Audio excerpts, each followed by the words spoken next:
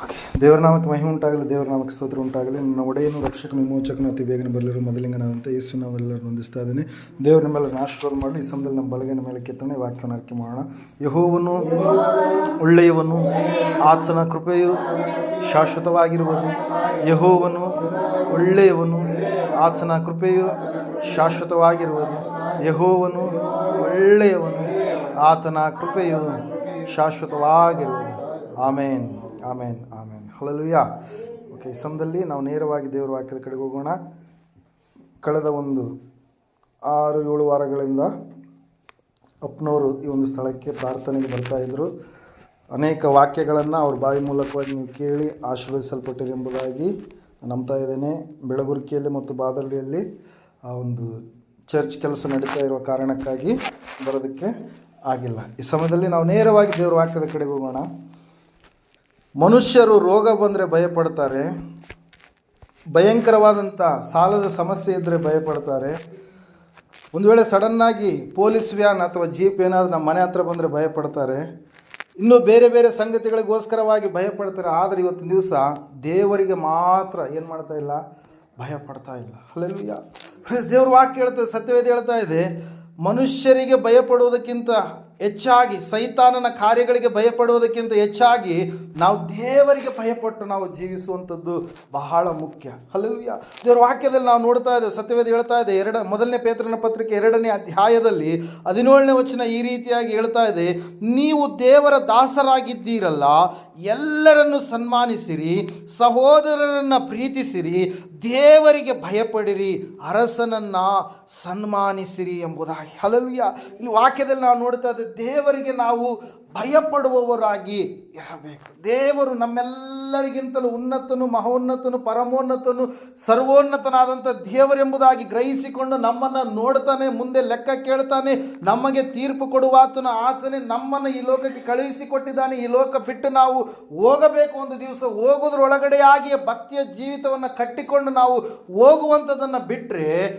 ಮುಂದೆ ಏನಾಗುತ್ತೋ ಅಂತೇಳಿ ನಮಗೆ ಗೊತ್ತಿರಲಾರ್ದಂಥ ಸ್ಥಿತಿ. ಈ ಕ್ಷಣ ದಾಟಿದ ಮೇಲೆ ಏನಾಗುತ್ತೆ ಅಂತೇಳಿ ನಮಗೆ ಗೊತ್ತಿಲ್ಲ. ಆದರೆ ದೇವರಿಗೆ ಎಲ್ಲವೂ ಗೊತ್ತು. ಅದಕ್ಕಾಗಿ ನಾವು ದೇವರಿಗೆ ಪರಿಪೂರ್ಣವಾಗಿ ಭಯದಿಂದ ನಾವು ಜೀವಿಸುವಂಥ ಮಕ್ಕಳಾಗಬೇಕು. ದೇವರು ಕೊಟ್ಟಿರ್ತಕ್ಕಂಥ ದೇಹವನ್ನು ಅನೇಕರು ಈ ಒಂದು ಅಂತ್ಯಕಾಲದಲ್ಲಿ ಏನು ಮಾಡ್ತಾ ಇದ್ದಾರೆ, ಕೆಡಿಸಿಕೊಳ್ತಾ ಇದ್ದಾರೆ. ದೇವರು ಕೊಟ್ಟಿರ್ತಕ್ಕಂಥ ಆತ್ಮವನ್ನು ಅಂತ್ಯಕಾಲದಲ್ಲಿ ಏನು ಮಾಡ್ತಾ ಇದ್ದಾರೆ, ಕೆಡಿಸಿಕೊಳ್ತಾ ಇದ್ದಾರೆ. ಅನಾಲೋಚನೆ, ದುರಾಲೋಚನೆ, ಸೈತಾನನ ಅನೇಕ ವಿಧದಲ್ಲಿ ಏನು ಮಾಡ್ತಾನ್ರಿ, ಮನುಷ್ಯರನ್ನು ದಾರಿ ತಪ್ಪಿಸ್ತಾ ಇದ್ದಾನೆ. ಮನುಷ್ಯರ ಕಣ್ಣುಗಳಿಗೆ ಅಂಟನ್ನು, ಮಸಿಯನ್ನು ಬಳೆದು ದೇವರ ಸನ್ನಿಧಾನದಿಂದ ದೂರ ದೂರ ದೂರ ಕರೆದುಕೊಂಡು ಹೋಗ್ತಾ ಇದ್ದಾನೆ ಪ್ರೇರ. ಅದಕ್ಕಾಗಿ ನಾವು ನೋಡ್ತಾ ಇದ್ದೇವೆ, ದೇವ್ರ ವಾಕ್ಯ ಹೇಳ್ತಾ ಇದೆ, ಸತ್ಯವೇದ ಹೇಳ್ತಾ ಇದೆ, ಇವತ್ತಿನ ದಿವಸ ನಾವು ಭಯ ಭಕ್ತಿಯಿಂದ ನಾವು ಏನು ಮಾಡಬೇಕಾಗಿದೆ, ಜೀವಿಸಬೇಕಾಗಿದೆ. ಭಕ್ತಿಗಿಂತ ಮುಂಚೆ ಏನಿರ್ಬೇಕ್ರಿ, ಭಯ ಎನ್ನುವಂಥದ್ದು ಮುಖ್ಯ. ಅದರ ಸಲುವಾಗಿ ಸತ್ಯವೇದದಲ್ಲಿ ನಾವು ನೋಡ್ತಾ ಇದ್ದೇವೆ, ಭಯ ಭಕ್ತಿ ಅಂತೇಳಿ ಈ ಒಂದು ಮಾತು ಹೆಚ್ಚಿನ ಸಾರಿ ಏನಾಗಿದೆ, ಬಳಸಲ್ಪಟ್ಟಿದೆ. ದೇವರಿಗೆ ನಾವು ಭಯಪಡಬೇಕು. ದೇವರು ಲೆಕ್ಕ ಕೇಳ್ತಾನೆ ಎನ್ನುವಂಥ ವಿಷಯಕ್ಕಾಗಿ,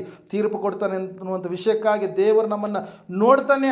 ಆತನಿಗೆ ಮರೆಯಾಗಿರುವಂಥದ್ದು ಒಂದು ಇಲ್ಲ ಎಂಬುದಾಗಿ ಗ್ರಹಿಸಿಕೊಂಡವರಾಗಿ ನಾವು ದೇವರಿಗೆ ಭಯಪಡಬೇಕು. ದೇವರ ವಾಕ್ಯದಲ್ಲಿ ನಾವು ನೋಡ್ತಾ ಇದ್ದೇವೆ, ಸತ್ಯವೇದ ಸ್ಪಷ್ಟವಾಗಿ ಹೇಳ್ತಾ ಇದೆ, ಏನಂತೇಳಿ ಅಂತಂದರೆ, ದೇವರಿಗೆ ನಾವು ಭಯಪಡುವಾಗ ದೇವರು ನಮ್ಮನ್ನು ಒಂದು ಸ್ಥಾನದಿಂದ ಮತ್ತೊಂದು ಸ್ಥಾನಕ್ಕೆ, ದೇವರಿಗೆ ಭಯಪಡುವಾಗ ದೇವರು ನಮ್ಮ ಜೀವಿತದಲ್ಲಿ ಒಂದು ಮೇಲಿಗೆ ಬದಲಾಗಿ ಇನ್ನೂ ಅನೇಕ ಮೇಲುಗಳನ್ನು, ದೇವರಿಗೆ ನಾವು ಭಯಪಡುವಾಗ ನಮ್ಮ ಒಂದು ಹಾದಿ ಎನ್ನುವಂಥದ್ದು ಮುಳ್ಳಿನ ಹಾದಿಯಾಗಿರದೆ, ಒಂದು ವೇಳೆ ಮುಳ್ಳಿನ ಹಾದಿಯೋಪಾದಿಯಲ್ಲಿ ಕಂಡು ಬಂದಾಗಲೂ ಕೂಡ ಮುಂದೆ ಗಮ್ಯವಾದಂಥ ಸ್ಥಾನವನ್ನು ಆತನು ಸೇರಿಸುವಾಗ ಎಲ್ಲವೂ ಕೂಡ ರಾಜಮಾರ್ಗವಾಗಿ ಆತನ ಏನು ಮಾಡ್ತಾನೆ ರೀ, ಏರ್ಪಾಟು ಮಾಡ್ತಾನೆ ಪ್ರೇಯರ್. ಹಲ್ಲೆಲೂಯಾ.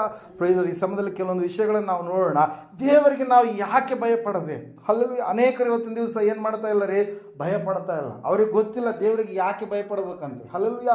ಆದ್ರೆ ವಾಕ್ಯ ನಮಗೆ ಸ್ಪಷ್ಟವಾಗಿ ಹೇಳ್ತಾ ಇದೆ, ಯಾಕೆ ನಾವು ದೇವರಿಗೆ ಭಯಪಡಬೇಕು. ಒಂದು ಸಾರಿ ನಾವು ಕೀರ್ತನೆಗಳ ಪುಸ್ತಕದಲ್ಲಿ 139ನೇ ಕೀರ್ತನೆ ತೆಗೆದಿದ್ದೆ. ಆದರೆ ಅಲ್ಲಿ ವಾಕ್ಯ ಹೇಳ್ತಾ ಇದೆ, ಸತ್ಯವೇದ ಹೇಳ್ತಾ ಇದೆ, 2ನೇ ವಚನದಿಂದ ಮೊದಲನೇ ವಚನ ಓದಿಕೊಳ್ಳೋಣ.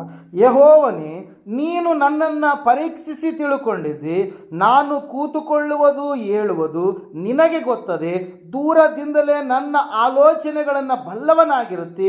ನಾನು ನಡೆಯುವುದನ್ನು ಮಲಗುವುದನ್ನು ಶೋಧಿಸಿ ಗ್ರಹಿಸಿಕೊಳ್ಳುತ್ತಿ. ನನ್ನ ನಡತೆಯೆಲ್ಲ ನಿನಗೆ ಗೋಚರವಾಗಿದೆ. ಯೆಹೋವನೇ, ನನ್ನ ನಾಲಿಗೆಯ ಮಾತುಗಳಲ್ಲಿ ನೀನು ಅರಿಯದೆ ಇರುವಂಥದ್ದು ಒಂದೂ ಇಲ್ಲ. ಸುತ್ತಲೂ ನನ್ನನ್ನು ಆವರಿಸಿ ನಿನ್ನ ಕೈಯನ್ನು ನನ್ನ ಮೇಲೆ ಇಟ್ಟಿದ್ದಿ. ಇಂಥ ಜ್ಞಾನವು ನನಗೆ ಬಹು ಆಶ್ಚರ್ಯವಾಗಿದೆ.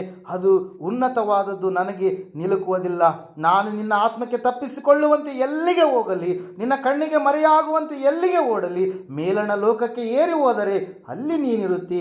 ಪಾತಾಳಕ್ಕೆ ಹೋಗಿ ಮಲಗಿಕೊಂಡೇನೆಂದರೆ ಅಲ್ಲಿಯೂ ನೀನಿರುವಿ. ಅರುಣನ ರೆಕ್ಕೆಗಳನ್ನು ಕಟ್ಟಿಕೊಂಡು ಹಾರಿ ಹೋಗಿ ಸಮುದ್ರದ ಕಟ್ಟ ಕಡೆಯಲ್ಲಿ ವಾಸ ಮಾಡುವೆನೆಂದರೆ ಅಲ್ಲಿಯೂ ನಿನ್ನ ಕೈ ನನ್ನನ್ನು ನಡೆಸುವುದು, ನಿನ್ನ ಬಲಗೈ ನನ್ನನ್ನು ಹಿಡಿದಿರುವುದು ಎಂಬುದಾಗಿ. ಹಲ್ಲೆಲೂಯಾ. ಇಲ್ಲಿ ನಾವು ನೋಡ್ತಾ ಇದ್ದೇವೆ, ದೇವರಿಗೆ ಕಣ್ಣಿಗೆ ಕಾಣದೇ ಇರುವಂಥದ್ದು ಯಾವುದೂ ಇಲ್ಲ ಎಂಬುದಾಗಿ. ಹಲ್ಲೆಲೂಯಾ.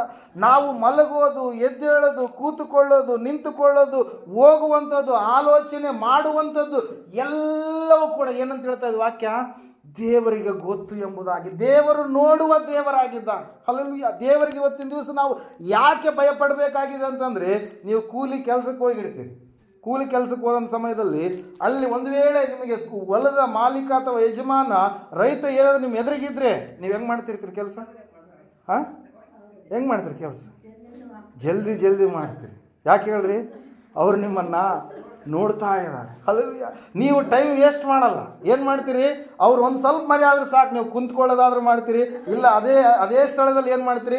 ಹೆಚ್ಚು ಸಮಯ ಕಳಿತೀರಿ. ಯಾಕಂದ್ರೆ ನಾಳೆ ದಿವಸ ಕೂಡ ನನಗೆ ಇನ್ನು ಅಲ್ಲೇ ಸ್ಥಳದಲ್ಲಿ ಏನು ಸಿಗುತ್ತೆ? ಕೂಲಿ ಸಿಗುತ್ತೆ, ಕೆಲಸ ಸಿಗುತ್ತೆ ಅಂತೇಳಿ. ಹಲ್ಲೆಲೂಯಾ. Praise the Lord. ನಾವು ನೋಡ್ತಾ ಇದ್ದೇವೆ ಪ್ರಿಯರೇ, ದೇವರು ನಮ್ಮನ್ನೆಲ್ಲ ನೋಡ್ತಾ ಇದೆ, ನಮ್ಮ ಸುತ್ತಲೂ ಆವರಿಸಿದಾನೆ. ಹಲ್ಲೆಲೂಯಾ. ನಮ್ಮನ್ನು ನೋಡುವಂಥ ದೇವರು ಎಂಬುದಾಗಿ ವಾಕ್ಯ ಹೇಳ್ತಾ ಇದೆ. ನಮ್ಮನ್ನು ಆತನು ಗಮನಿಸಿ ತಿಳಿದುಕೊಂಡಿದ್ದಾನೆ. ನಮ್ಮ ಆತ್ಮ ಅಂತರಿಂದ್ರಿಯವನ್ನು ಉಂಟು ಮಾಡಿದಂಥ ಆತನಿಗೆ ಯಾವುದು ಕೂಡ ಗೊತ್ತಿರಲಾರ್ದಂಥ ಸ್ಥಿತಿ ಇಲ್ಲ. ಎಲ್ಲವೂ ಕೂಡ ಆತನಿಗೆ ಗೊತ್ತು. ಹಲ್ಲೆಲೂಯಾ. ಯಾವಾಗ ಹೊಲದಲ್ಲಿ ಕೆಲಸ ಮಾಡುವಂಥ ಸಮಯದಲ್ಲಿ ಆ ಹೊಲದ ಮಾಲೀಕನಿರುವಾಗ ನೀನು ಕೆಲಸ ಯಾವ ರೀತಿಯಾಗಿ ಭಯದಿಂದ ಮಾಡ್ತೀಯೋ, ಬೇಗನೆ ಮಾಡ್ತೀಯೋ, ಆತನು ಮರೆಯಾದಂಥ ಸಮಯದಲ್ಲಿ ನೀನು ಮಾಡಲಾರ್ದು ಹೆಂಗಿರ್ತೀಯೋ, ಇವತ್ತಿನ ದಿವಸ ಏನು ಮಾಡ್ತಾ ಇದ್ದಾರೆ ಅಂದರೆ ಜನರು, ದೇವರು ನಮ್ಮನ್ನು ನೋಡ್ತಾ ಇಲ್ಲ ಅಂತೇಳಿ ಏನು ಮಾಡ್ತಾರೆ? ಅನೇಕವಾದಂಥ ಪಾಪದ ಕೆಲಸಗಳನ್ನು, ತಪ್ಪಾದ ಕೆಲಸಗಳನ್ನು, ದೈವಿಕವಾಗಿ ವಿರುದ್ಧವಾಗಿರ್ತಕ್ಕಂಥ ಎಲ್ಲ ಕೆಲಸಗಳನ್ನು ಮಾಡ್ತಾ ಇದ್ದಾರೆ. ಆದರೆ ದೇವರು ಅವೆಲ್ಲವುಗಳನ್ನು ಏನು ಮಾಡ್ತಾ ಇದ್ದಾನೆ ಅಂತ ಹೇಳ್ತೇವೆ ವಾಕ್ಯ? ನೋಡ್ತಾ ಇದ್ದಾನೆ ಎಂಬುದಾಗಿ. ಹಲ್ಲೆಲೂಯಾ. ಏನು ಮಾಡ್ತಾನೆ ರೀ? ದೇವರು ನೋಡ್ತಾನೆ. ದೇವರು ನೋಡುವಂಥ ದೇವರಾಗಿದ್ದಾನೆ. ಆತನು ಜೀವ ಸ್ವರೂಪನಾದಂಥ ದೇವರಾಗಿದ್ದಾನೆ. ಇಲ್ಲಿ ಸ್ಪಷ್ಟವಾಗಿ ಹೇಳ್ತಾ ಇದೆ, ದೇವರ ಸರ್ವಜ್ಞಾನ, ಆತನ ಸರ್ವವ್ಯಾಪಕತ್ವತೆ, ಆತನು ಯಾವ ರೀತಿಯಾಗಿ ಎಲ್ಲ ಕಡೆಗಳಲ್ಲಿ ಇರ್ತಾನೆ ಎಂಬುದಾಗಿ, ಸರ್ವವ್ಯಾಪಿಯಾದಂಥ ದೇವರು ಎಂಬುದಾಗಿ ಸ್ಪಷ್ಟವಾಗಿ ಈ ಕೀರ್ತನೆ ತಿಳಿಸ್ತಾ ಇದೆ ಪ್ರೇರ. ಅದಕ್ಕಾಗಿ ಪೇತ್ರನ ಪತ್ರಿಕೆಯಲ್ಲಿ ಈಗಾಗಲೇ ನಾವು ಓದಿದ್ವಿ, ನೀವು ದೇವರಿಗೆ ಭಯಪಡಿರಿ. ಯಾಕೆ ದೇವರಿಗೆ ಭಯಪಡಬೇಕಂದ್ರೆ, ದೇವರು ನಮ್ಮನ್ನು ನೋಡ್ತಾ ಇದ್ದಾನೆ. ನಾವು ಮಲಗೋದು, ಎದ್ದೇಳೋದು, ಹೋಗೋದು, ಬರೋದು ಎಲ್ಲವೂ ಕೂಡ ಆತನಿಗೆ ಗೊತ್ತು. ಆತನಿಗೆ ಮರೆಯಾಗಿರುವಂಥದ್ದು ನಮ್ಮ ಜೀವಿತದಲ್ಲಿ, ಈ ಒಂದು ಸೃಷ್ಟಿಯಲ್ಲಿ ಯಾವುದು ಕೂಡ ಇಲ್ಲ. ಕತ್ತಲೆಯಲ್ಲಿ, ಕಾರ್ಗತ್ತಲೆಯಲ್ಲಿ ಇರುವಂಥದ್ದು ಕೂಡ ಆತನಿಗೆ ಗೋಚರ ಎಂಬುದಾಗಿ ವಾಕ್ಯ ಹೇಳ್ತಾ ಇದೆ ಪ್ರೇರೆ. ಹಲ್ಲೆಲೂಯಾ. Praise the Lord. ಇವತ್ತಿನ ದಿವಸ ಕೆಲವು ಜನರನ್ನು ನೋಡುವಾಗ, ಅವ್ರು ಮಾಡುವಂಥ ಪಾಪಮಯವಾದಂಥ ಕಾರ್ಯಗಳನ್ನು ನೋಡುವಾಗ, ಇಲ್ಲಿ ನಾವು ನೋಡ್ತಾ ಇದ್ದೇವೆ, ನಮ್ಮ ನಾಲಿಗೆಯಿಂದ ಮಾತು ಬರುವಂಥದ್ದನ್ನು ಕೂಡ ಮೊದಲೇ ನೀನು ಶೋಧಿಸಿ ಏನು ಮಾಡ್ತೀಯಾ? ಗ್ರಹಿಸಿಕೊಳ್ಳುತ್ತೀಯ. ಆಲೋಚನೆಗಳನ್ನೇ ಬಲ್ಲಂಥ ದೇವರು, ಮಾತುಗಳನ್ನು ಬಲ್ಲಂಥ ದೇವರು ಆತನಾಗಿರುವಾಗ ನಾವು ಆತನಿಗೆ ಎಷ್ಟು ರೀತಿಯಲ್ಲಿ ನಾವು ಭಯಪಟ್ಟು ಜೀವಿಸಬೇಕಾದ್ರೆ, ಸೈತಾನನ ಏನು ಮಾಡ್ತಾನೆ? ದೇವರು ನಿನ್ನನ್ನು ನೋಡಲ್ಲ. ಹಲ್ಲೆಲೂಯಾ. ಏನು ಮಾಡ್ತಾನೆ ಸೈತಾನು? ದೇವರು ನಿನ್ನನ್ನು ನೋಡಲ್ಲ, ನೀನು ಆರಾಮ್ಸೆ ಹೆಂಗಾದ್ರೂ ಪಾಪ ಮಾಡು, ದೇವರು ನಿನ್ನ ಕ್ಷಮಿಸ್ತಾನೆ ಅಂತೇಳಿ, ದೇವರು ನಿನ್ನನ್ನು ಪ್ರೀತಿಸ್ತಾನೆ ಅಂತೇಳಿ ದೇವರಿಗೆ ಭಯಪಡಲಾರದ ಹಾಗೆ ಸೈತಾನನ ಏನು ಮಾಡ್ತಾ ಇದ್ದಾನೆ? ಕೆಲವೊಂದು ವಿಷಯಗಳಲ್ಲಿ ಮನುಷ್ಯರನ್ನು, ವಿಶ್ವಾಸಿಗಳನ್ನು ಏನು ಮಾಡ್ತಾ ಇದ್ದಾನೆ? ದಾರಿ ತಪ್ಪಿಸ್ತಾ ಇದ್ದಾನೆ. ಅದಕ್ಕಾಗಿ ಪ್ರೇರಿತ ದಿವಸ ನಾವು ಗ್ರಹಿಸಿಕೊಳ್ಳೋಣ, ನನ್ನ ದೇವರು ನನ್ನನ್ನು ನೋಡ್ತಾ ಇದ್ದಾನೆ, ಆತನ ಕಣ್ಣಿಗೆ ಮರೆಯಾಗಿರುವಂಥದ್ದು ಒಂದೂ ಇಲ್ಲ. ಅದಕ್ಕಾಗಿ ನಾವು ಆತನಿಗೆ ಭಯಪಟ್ಟು ನಾವು ಜೀವಿಸೋಣ. ನಾವು ಯಾವ ದಾರಿಯಲ್ಲಿ ನಾವು ಹೋಗಿದ್ದೀವಿ, ಹಿಂದೆ ತಿಳಿಯಲಾರದೆ ಹೋದಂಥ ದಾರಿಗಳು ಬೇರೆ. ದೇವರ ಸಮೀಪಕ್ಕೆ ಬಂದಾಗ ನಾವು ಯಾವ ದಾರಿಯಲ್ಲಿ ಹೋಗ್ತಾ ಇದ್ದೀವಿ? ಬೇಡವಾದಂಥ ಮಾರ್ಗದ ಕಡೆಗೆ ಹೋಗ್ತಾ ಇದ್ದೀವ? ಬೇಡವಾದಂಥ ಆಲೋಚನೆಗಳನ್ನು ಮಾಡ್ತಾ ಇದ್ದೀವ? ಕೆಟ್ಟದಾದಂಥ ದಾರಿಯ ಕಡೆಗೆ ನಡೀತಾ ಇದ್ದೀವ? ದೇವರು ಆತನೆಂಬುದಾಗಿ ತಿಳಿದುಕೊಂಡು ಗ್ರಹಿಸಿಕೊಂಡಿದ್ದಾದ ಮೇಲೆ ಆತನಿಗೆ ಕೊಡುವಂಥ ಮಾನ, ಗೌರವ, ಸನ್ಮಾನವನ್ನು ನಾವು ಯಾರಿಗೆ ಸಲ್ಲಿಸ್ತಾ ಇದ್ದೀವಿ? ಹಲ್ಲೆಲೂಯ. ಒಂದು ಸಾರಿ ಅದರ ಆಲೋಚನೆ ಮಾಡಿದ್ದೀರಾ? ನನ್ನ ದೇವರು ನನ್ನನ್ನು ನೋಡ್ತಾನೆ, ಜೀವ ಸ್ವರೂಪನಾದಂಥ ದೇವರು, ನನಗಾಗಿ ಪ್ರಾಣ ಕೊಟ್ಟಂಥ ದೇವರು, ನನ್ನನ್ನು ನೋಡುವುದಕ್ಕಾಗಿ ಇರುವಂಥ ದೇವರು ಆತನು, ಸುತ್ತಮುತ್ತಲು ಆವರಿಸಿರ್ತಕ್ಕಂಥ ದೇವರು ಆತನು, ಆತನಿಗೆ ನಾನು ಎಷ್ಟು ಭಯಪಟ್ಟು ನಾನು ಜೀವಿಸಬೇಕು ಅಂತೇಳಿ. ಹಲ್ಲೆಲೂಯ. ಪ್ರೈಸ್. ಅದಕ್ಕಾಗಿ ಪ್ರೇರೆ ಇವತ್ತಿನ ದಿವಸ ನಾವು ನಮ್ಮ ಜೀವಿತಗಳನ್ನು ಪರೀಕ್ಷೆ ಮಾಡಿಕೊಳ್ಳೋಣ. ದೇವರು ನಮ್ಮನ್ನು ನೋಡ್ತಾನೆ ಅಂತೇಳಿ. ಹಲ್ಲೆಲೂಯ. ಸತ್ಯವೇದದಲ್ಲಿ ನಾವು ನೋಡ್ತಾ ಇದ್ದೇವೆ ಸ್ಪಷ್ಟವಾಗಿ ಏನಂತೇಳಿ ಅಂತಂದರೆ, ಆತನು ಅನೇಕರನ್ನು ನೋಡಿದ. ಆದಾಮ ಅವುಗಳು ತಪ್ಪು ಮಾಡುವಂಥ ಸಮಯದಲ್ಲಿ, ಪಾಪ ಮಾಡುವಂಥ ಸಮಯದಲ್ಲಿ ದೇವರಿಗೆ ವಿರುದ್ಧವಾದಂಥ ರೀತಿಯಲ್ಲಿ ಆಜ್ಞೆಯನ್ನು ಧಿಕ್ಕಾರ ಮಾಡಿದ ಸಮಯದಲ್ಲಿ ದೇವರಿಗೆ ಗೊತ್ತು. ಆದರೂ ಕೂಡ ದೇವರು ಅವ್ರನ್ನ ಏನು ಮಾಡಿದ? ಪ್ರಶ್ನೆ ಕೇಳ್ತಾ ಇದ್ದಾನೆ. ಏನಂತ ಪ್ರಶ್ನೆ ಕೇಳಿದ್ರಿ? ಮನುಷ್ಯನೇ ನೀನು ಎಲ್ಲಿರುತ್ತೆ? ಹಲ್ಲೆಲೂಯ. ಎಲ್ಲಿದ್ದೀ? ನಾನು ನಿನಗೆ ಹೇಳಿದಂಥ ಆಜ್ಞೆ ಏನಾಗಿತ್ತು? ಆ ಆಜ್ಞೆಯನ್ನು ನೀನು ಧಿಕ್ಕಾರ ಮಾಡಿದ ಕಾರಣಕ್ಕಾಗಿಯೇ ನೀನೇನು ಮಾಡಿದೀಯಾ? ದೂರ ಹೋಗಿದೀಯಾ, ದೂರ ಓಡಿ ಹೋಗಿದೆಯಾ, ನನ್ನಲ್ಲಿಯೇ ಇರ್ತಾ ಇದ್ದಿ, ನನ್ನ ಸಮೀಪದಲ್ಲಿಯೇ ಇರ್ತಾ ಇದ್ದಿ. ಆದರೆ ನೀನು ಈಗ ತಪ್ಪಿಸಿಕೊಂಡು ಹೋಗಿದ್ದೀಯ ಅಂತಂದ್ರೆ ಏನು ಕಾರಣ? ಅದು ನಾನು ನಿನ್ನನ್ನು ನೋಡಲ್ಲ ಅಂತೇಳಿ ನೀನು ಅಂದ್ಕೊಂಡಿದ್ದೆ, ಆದರೆ ನಾನೇ ನಿನ್ನನ್ನು ಉಂಟು ಮಾಡಿದೆ, ನಿನ್ನನ್ನು ನಾನು ನೋಡಲ್ವಾ ಅಂತೇಳಿ. ಹಲ್ಲೆಲೂಯಾ. ಪ್ರೈಸ್. ವಾಕ್ಯದಲ್ಲಿ ನಾವು ನೋಡ್ತಾ ಇದ್ದೇವೆ ಪ್ರಿಯರೇ, ಆ ಒಂದು ಏದೇನು ತೋಟದಲ್ಲಿ ಪ್ರಾರಂಭವಾಗಿರ್ತಕ್ಕಂಥ ದೇವರಿಗೆ ತಿರುಗಿ ಬೀಳುವಂಥ ಒಂದು ಸನ್ನಿವೇಶ ಇವತ್ತಿನವರೆಗೂ ಕೂಡ ಹಂಗೆ ಮುಂದೆ ಏನಾಗ್ತಾ ಇದೆ? ಅದು ಹೋಗ್ತಾ ಇದೆ. ಮನುಷ್ಯರು ಯಾರಿಗೆ ತಿರುಗಿ ಬೀಳ್ತಾ ಇದ್ದಾರೆ? ದೇವರಿಗೆ ತಿರುಗಿ ಬೀಳ್ತಾ ಇದ್ದಾರೆ. ಇವತ್ತಿನ ದಿವಸ ನಾವೆಲ್ಲರೂ ಲೆಕ್ಕ ಒಪ್ಪಿಸುವಂಥವರಾಗಿದ್ದೇವೆ. ದೇವರು ನಮ್ಮನ್ನು ನೋಡ್ತಾನೆ ಎಂಬುದಾಗಿ ನಾವು ಭಯಪಡುವಂಥವರು ಆಗಬೇಕು ಪ್ರಿಯರೇ. ಹಲ್ಲೆಲೂಯಾ. ಪ್ರೈಸ್. ಎರಡನೇದಾಗಿ ನಾವು ನೋಡ್ತಾ ಇದ್ದೀವಿ ಯಾಕೆ ನಾವು ದೇವರಿಗೆ ಭಯಪಡಬೇಕಂದ್ರೆ, ಮೊದಲನೇದಾಗಿ ನಾವು ನೋಡಿದ್ದೀವಿ ದೇವರು ನಮ್ಮನ್ನು ನೋಡ್ತಾನೆ, ಅದಕ್ಕಾಗಿ ನಾವೇನಾಗಬೇಕು? ಭಯಪಡಬೇಕು. ಹಲ್ಲೆಲೂಯಾ. ಯಾವ ಕೆಟ್ಟ ದಾರಿಯ ಕಡೆಗೆ ಹೋಗಲಾರ್ದ ಹಾಗೆ ನಾವೇನು ಮಾಡಬೇಕು? ಆತನಿಗೆ ಭಯದಿಂದ ನಾವು ಜೀವಿಸುವವರಾಗಬೇಕು. ಮೋಶೆ ತನ್ನ ಜೀವಿತದ ಅವಧಿಯಲ್ಲಿ ಏನು ಮಾಡಿದೆ ಅಂತ ಹೇಳುತ್ತೆ ವಾಕ್ಯ, ಐಗುಪ್ತನನ್ನು ಒಡೆದು ಸಾಯಿಸಿ ಐಗುಪ್ತ ದೇಶವನ್ನು ಬಿಟ್ಟು ಮಿದ್ಯಾನ್ ದೇಶದ ಕಡೆಗೆ ಏನು ಮಾಡಿದ? ಓಡಿ ಹೋದ. ಅಂದುಕೊಂಡ ಮೋಶೆ ಎಲ್ಲಿ ನೋಡ್ತಾ ಇದ್ದಾನೆ? ಕೆಳಗಡೆ ನೋಡ್ತಾ ಇದ್ದಾನೆ. ಸುತ್ತಲೂ ಆ ಕಡೆ ಈ ಕಡೆ, ನಾನು ಇವನನ್ನು ಕೊಂದಿರುವಂಥದ್ದು ಯಾರಿಗಾದ್ರೂ ಗೊತ್ತೇನೋ ಅಂತೇಳಿ. ಎಲ್ಲಿ ನೋಡ್ತಾ ಇದ್ದಾರಂತ್ರಿ? ಕೆಳಗಡೆ ನೋಡ್ತಾ ಇದ್ದಾನೆ. ಆದರೆ ಮೇಲಿಂದ ದೇವರು ಅವನು ಮಾಡಿರುವಂಥದ್ದು ಎಲ್ಲವನ್ನ ನೋಡಿದನೆಂಬುದಾಗಿ ವಾಕ್ಯ ಹೇಳ್ತಾ ಇದೆ. ಹಲ್ಲೆಲೂಯಾ. ಪ್ರೈಸ್ಗಳು. ನಾವು ನೋಡ್ತಾ ಇದ್ದೇವೆ ಪ್ರೇರ, ಸತ್ಯವೇದ ಹೇಳ್ತಾ ಇದೆ, ಮೋಶೆ ಭಯಪಟ್ಟ. ದೇವರು ಕರೆದಾಗ ದೇವರ ಕರೆಗೆ ಹೋಗೊಟ್ಟು, ದೇವರು ನೀನು ನೋಡುವ ದೇವರು ಎಂಬುದಾಗಿ, ನನ್ನನ್ನು ತಿಳಿದುಕೊಂಡಂಥ ದೇವರು ಎಂಬುದಾಗಿ, ಸರ್ವಶಕ್ತನಾದಂಥ ದೇವರು ಎಂಬುದಾಗಿ, ಅಬ್ರಹಾಮ ಇಸಾಕ ಯಾಕೋಬರ ದೇವರು ನೀನೇ ಎಂಬುದಾಗಿ, ಅದ್ವಿತೀಯನಾದಂಥ ದೇವರು, ಉನ್ನತನಾದಂಥ ದೇವರು ನೀನೇ ಎಂಬುದಾಗಿ ದೇವರಿಗೆ ಭಯಪಟ್ಟು ಜೀವಿಸೋದಕ್ಕೆ ಪ್ರಾರಂಭ ಮಾಡಿದ ಪ್ರೇರ. ಆವತ್ತಿನ ದಿವಸದಿಂದ ಆತನು ತಪ್ಪುಗಳನ್ನು ಮಾಡಲಿಲ್ಲ ಎಂಬುದಾಗಿ ವಾಕ್ಯದಲ್ಲಿ ನಾವು ಸವಿಸ್ತಾರವಾಗಿ ಪಂಚಕಾಂಡಗಳಲ್ಲಿ ವಿಮೋಚನ ಕಾಂಡ ಮೊದಲುಗೊಂಡು ಧರ್ಮೋಪದೇಶ ಕಾಂಡದವರೆಗೂ ನಾವು ಏನು ಮಾಡ್ತಾ ಇದ್ದೇವೆ? ಮೋಶೆಯ ಚರಿತ್ರೆಯನ್ನು ನಾವು ನೋಡ್ತಾ ಇದ್ದೇವೆ ಪ್ರೇರ. ಅದಕ್ಕಾಗಿ ದೇವರು ನೋಡ್ತಾ ಇದ್ದಾನೆ. ಮೋಶೆಯನ್ನು ನೋಡಿದ. ಅಲ್ಲಿ ನಾವು ನೋಡ್ತಾ ಇದ್ದೇವೆ ಹಾಗರಳು ಆಕೆಯನ್ನು ನೋಡಿದ. ಆಕೆ ಮಗು ಸಾಯುವಂಥ ಸಮಯದಲ್ಲಿ ದೇವರು ಆಕೆಯನ್ನು ನೋಡಿದ. ಹಲ್ಲೆಲೂಯಾ. ಪ್ರೈಸ್. ಅನೇಕರನ್ನು ದೇವರು ನೋಡಿದಾನೆ ಪ್ರೇರ. ಇವತ್ತು ನಮ್ಮನ್ನು, ನಿನ್ನನ್ನು, ಪ್ರಪಂಚದಲ್ಲಿರ್ತಕ್ಕಂಥ ಎಲ್ಲ ಮನುಷ್ಯರನ್ನು ದೇವರು ಏನು ಮಾಡ್ತಾ ಇದ್ದಾನೆ? ನೋಡ್ತಾ ಇದ್ದಾನೆ. ಅದಕ್ಕಾಗಿ ನಾವು ದೇವರಿಗೆ ಭಯಪಡೋಣ. ಹಲ್ಲೆಲೂಯಾ.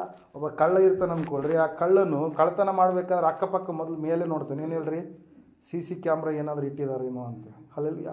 ಒಂದು ದಿವಸ ಅನೇಕ ಕೇಸ್ಗಳು ಯಾಕೆ ಸಾಲ್ವ್ ಆಗ್ತಾ ಇದ್ದಾವ್ರಿ?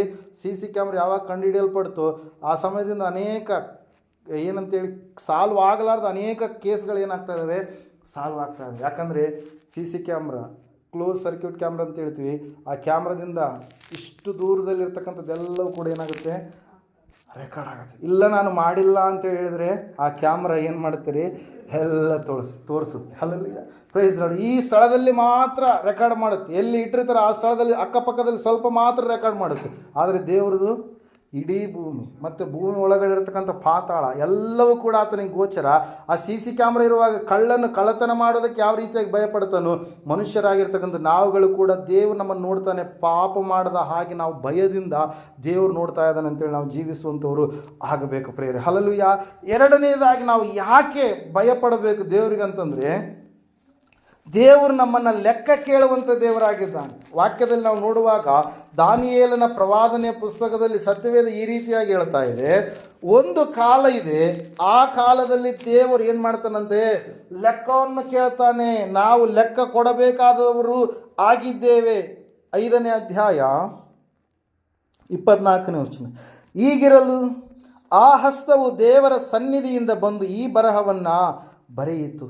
ಬರೆದ ಬರಹವು ಇದೆ, ಮೆನೆ ಮೆನೆ ತೆಕೆಲ್ ಉಫರ್ಸಿಮ್. ಇದರ ಅರ್ಥವು ಹೀಗಿದೆ, ಮೆನೆ ಅಂದರೆ ದೇವರು ನಿನ್ನ ಆಳಿಕೆಯ ಕಾಲವನ್ನು ಲೆಕ್ಕಿಸಿ ಕೊನೆಗಾಣಿಸಿದ್ದಾನೆ.